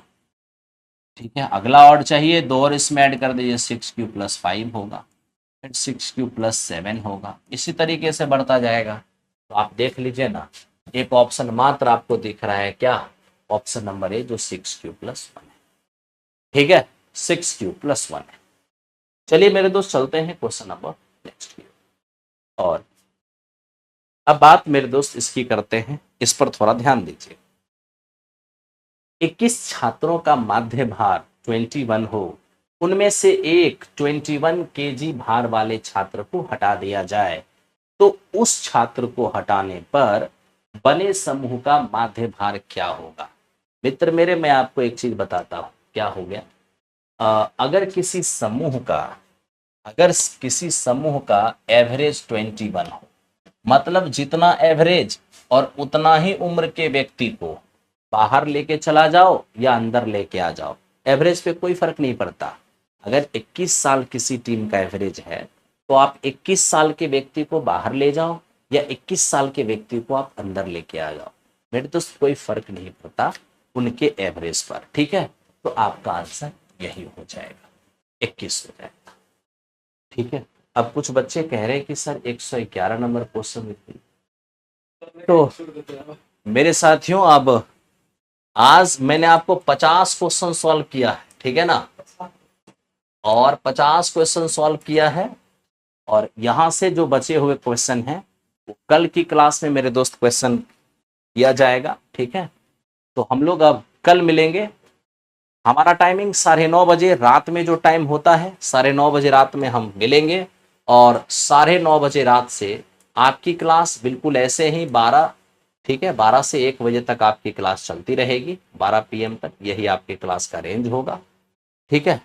चलिए, थैंक यू वेरी मच। हम फिर मिलेंगे कल। तो कल जब हम मिलेंगे तो सुबह वाली सेट का 40 क्वेश्चन लेकर मिलेंगे, और साथ में मेरे दोस्त इसको 30 क्वेश्चन इसे भी जो बच गया है उसको लेकर मिलेंगे, ठीक है। चलिए, थैंक यू वेरी मच।